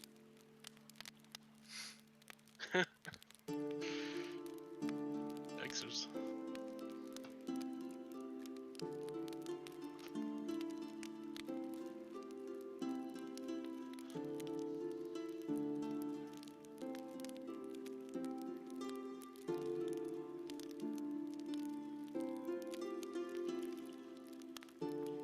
Oh, Vim, did you see the clip that I posted of Which you one? being rude?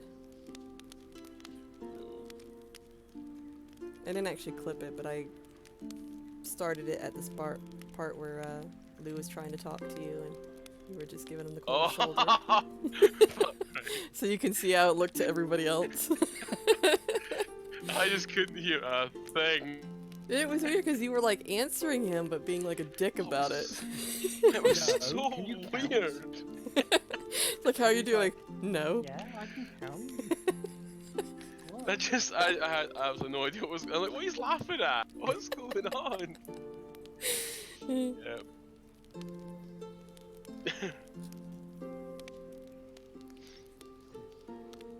I get that way if I forget that I'm muted.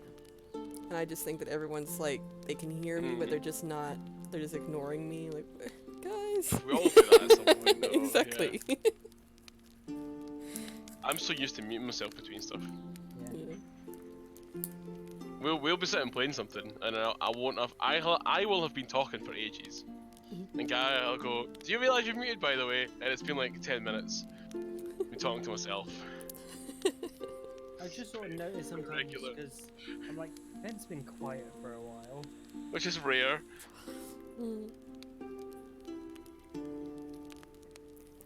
I mute myself because of the vape thing.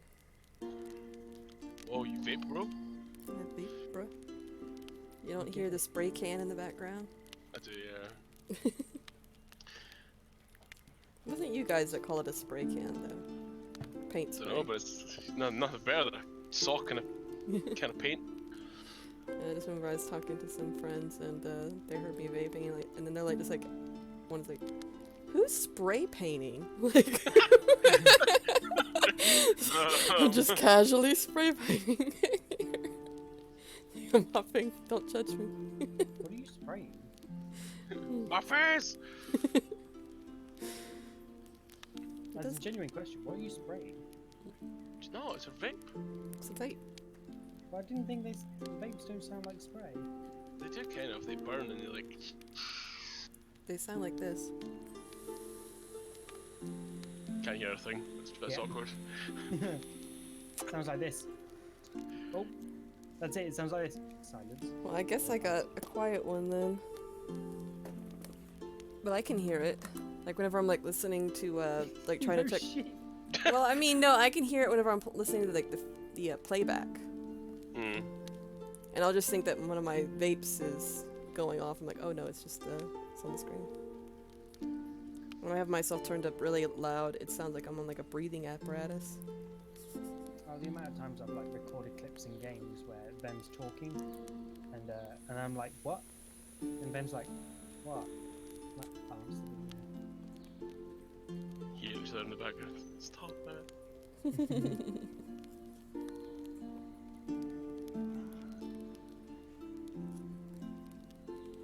I should have a question, but I don't know what it would be because I put that in her like one of her, what's it called? Is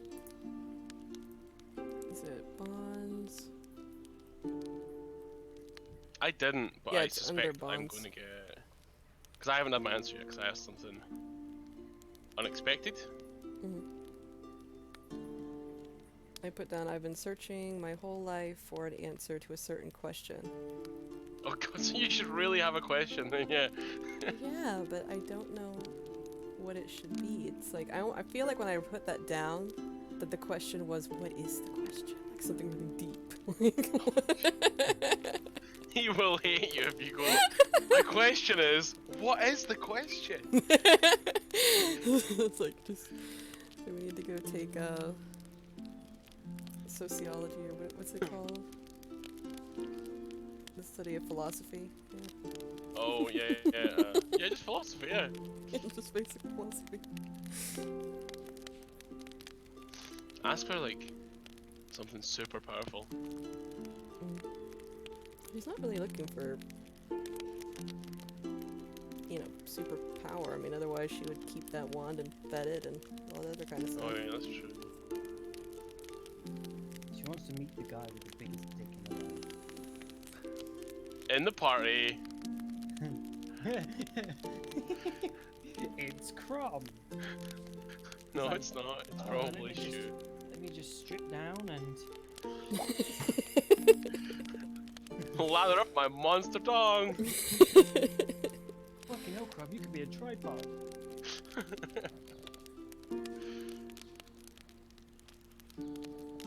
Yeah, as soon as he said you get one question, I was like, I instantly know my next question. And he knew what I was going to ask, like, because he had it written. He definitely knew I had no idea where I was going. I think I got a cheesy one I can ask. What's it? What have you got? Or are you not going to say? Go in private. You'll have to watch the replay.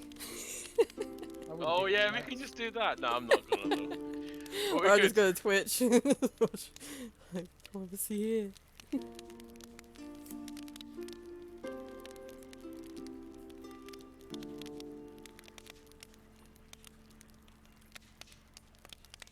Lou's like, I need to go at like 10:30. It's almost 11. Well, when he said it was 10:30, we got there. It's like the woman appeared, and I was like, okay, this is where I end it. And then Yeah. it carried on. And I was like, oh. It was like 20 past when she turned up, and I'm thinking, oh, we'll just end it there. He'll get us to like choose a question over the week. No. Yeah. Questions now. How the fuck is rain hitting me? What? Rain is hitting my arm. My window is open the slightest little bit. You shouldn't be able to get in this. Lauren like just slithering all over you. I'm sorry. She's like slithering over you. She Who's hanging over Rain? you like. How is rain? Like this rain's hitting him over there. It's like, the hell is rain?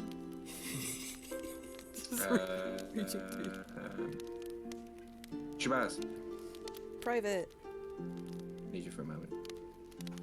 Oh. Right. Everyone got gifts. Mm. You got a replacement for something you already had. Mm. So I'm gonna go ahead and give you another gift because I'm nice like that. Yay. Arcane wise, in the sort of, if you've ever looked through like magic items and stuff, is there anything taken your fancy before that isn't like super powerful? Do you want I like the Rod of Absorption. let me find it. A B C D E F G it's before S. I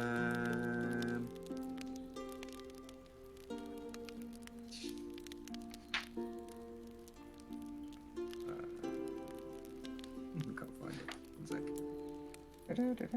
Oh, I'll go and D&D Beyond. Give me a moment. Are you happy with your new orb? Yeah. Cool.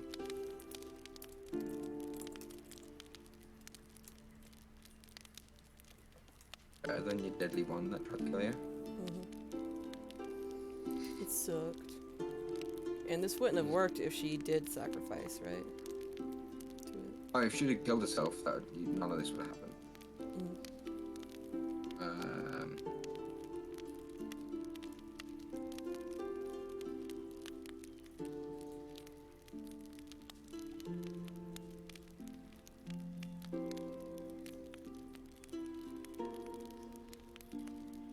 Did you find it? Yeah, I'm sure you didn't know. That's a little bit potent for your level. It's something I always wanted on a warlock. Yeah, that's a lot potent for your level. Yeah. What I will give you is a boon. Give me a moment. She's going to give you a gift of draconic scales in your blood. So you have a minimum of 13 dex all the time.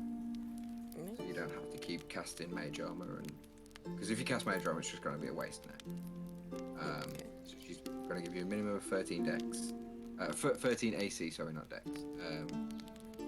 So it'll be 13 plus your dex on top of that. So what's that? 15. 15, yeah. Yeah. So you've got that, and she's also going to give you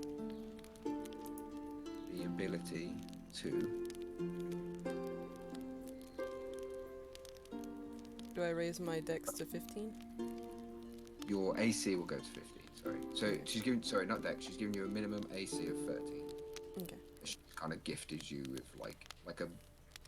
You can skin this however you want, like a natural sort of armor, whether you want it like draconic scales or whether you want like arc skinning effect. It doesn't have to be a visual, but it's made your skin stronger. You can take more of a hit. Okay. She's also give you the ability to twice a day cast one of your spells as a twin spell, the same as the sorcery description. So it's exactly the same. You can cast a spell that targets only one creature and doesn't have a range of self. You can spend a number of sorcery points, ignore that bit, you get to do this twice, equal to the spell's level. So depending on the, doesn't matter what level it is, twice per long rest, you can twin spell. Okay. Alright? Pretty cool. If that works out to be super potent later on, I might tweak it. But I've warned you, because... Yeah. But for now, you can twin spell. What we'll say is, you can't do that any level higher than a 3rd level spell, though. Okay. So you can twin spell twice a day up to a 3rd level spell. Alright. That's a nice balance, I think. Happy? Happy. Because otherwise I'd be able to do 2 fireballs. You can't twin spell fireball anyway, Oh, okay. because it hits more than one person. So you can twin spell things like chromatic orb, fireball, mind spike maybe. I need to read that. Well, you can't twin spell scorching ray, magic missile, fireball, sleep, anything like that. Okay. Because if it attacks more than one person per spell, then you can't do it. Yeah. Happy? Happy. Have you wrote that down? I did. Yeah, cool. And Bring it. the question. Oh yeah, shit. You haven't done a question. Go for it. I feel like she has a question that she's been searching for her whole life, but I don't think that she can get it from her. That, and I haven't actually thought about what that question is. You don't hear me now. You can have a think about it. Yeah. So Okay. I would think about it. This lady is eternal, and she knows a lot of shit. Yeah. So, like she's been around like pre-spell plague, pre-cataclysm, shit you haven't even like before your dad's dad was born. Like she was around, so she knows a lot of shit. So whatever you want to ask, far away. Yeah, I'll have to think about it and just message you later. Yeah, sure, no problem. All right, I'll bring you back. Okay. Come with me. Oh, what? Is Meg back? Yeah. I'm back. Did you find something to ask me? Yes.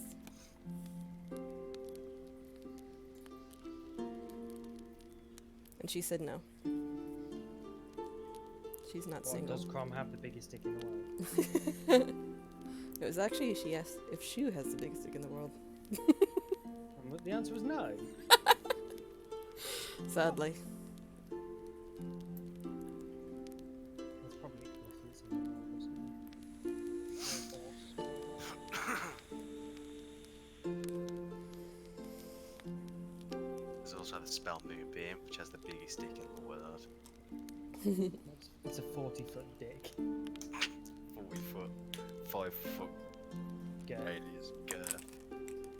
Mirror, 10 mirror foot on girth. the wall. 40-foot length. Who has the biggest cock and balls?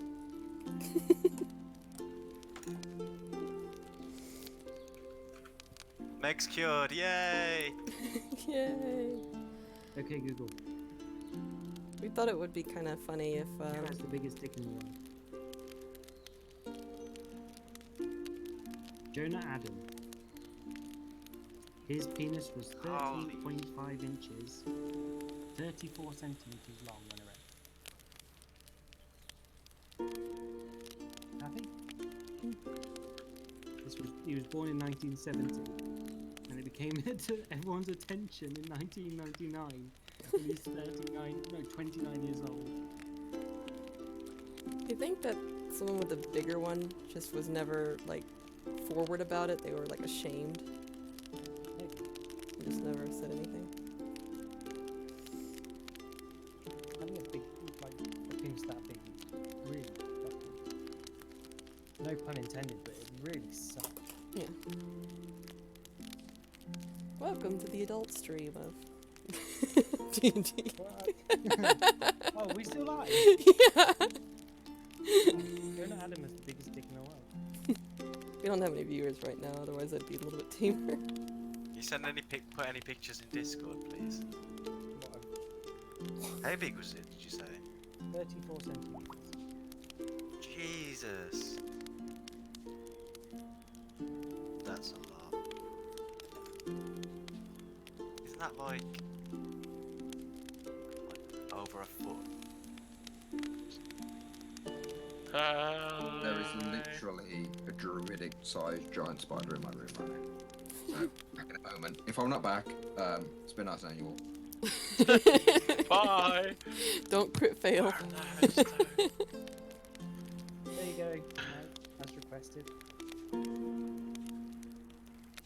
That's the guy with the biggest dick in the world. Yeah. Is it?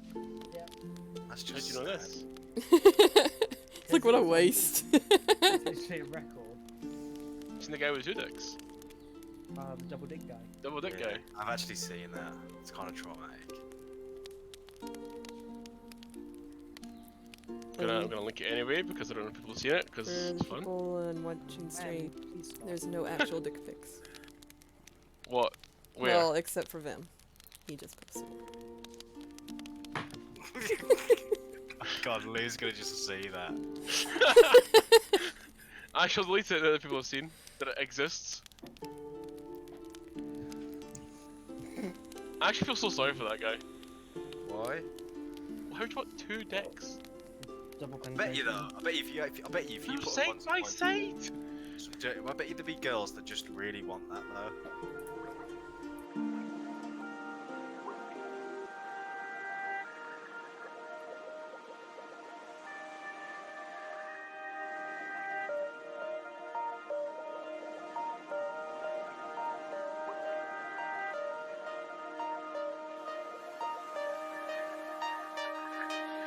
I can't find you.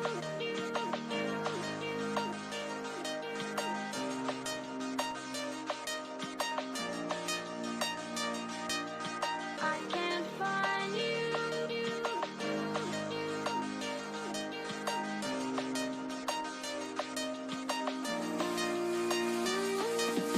I can't find you.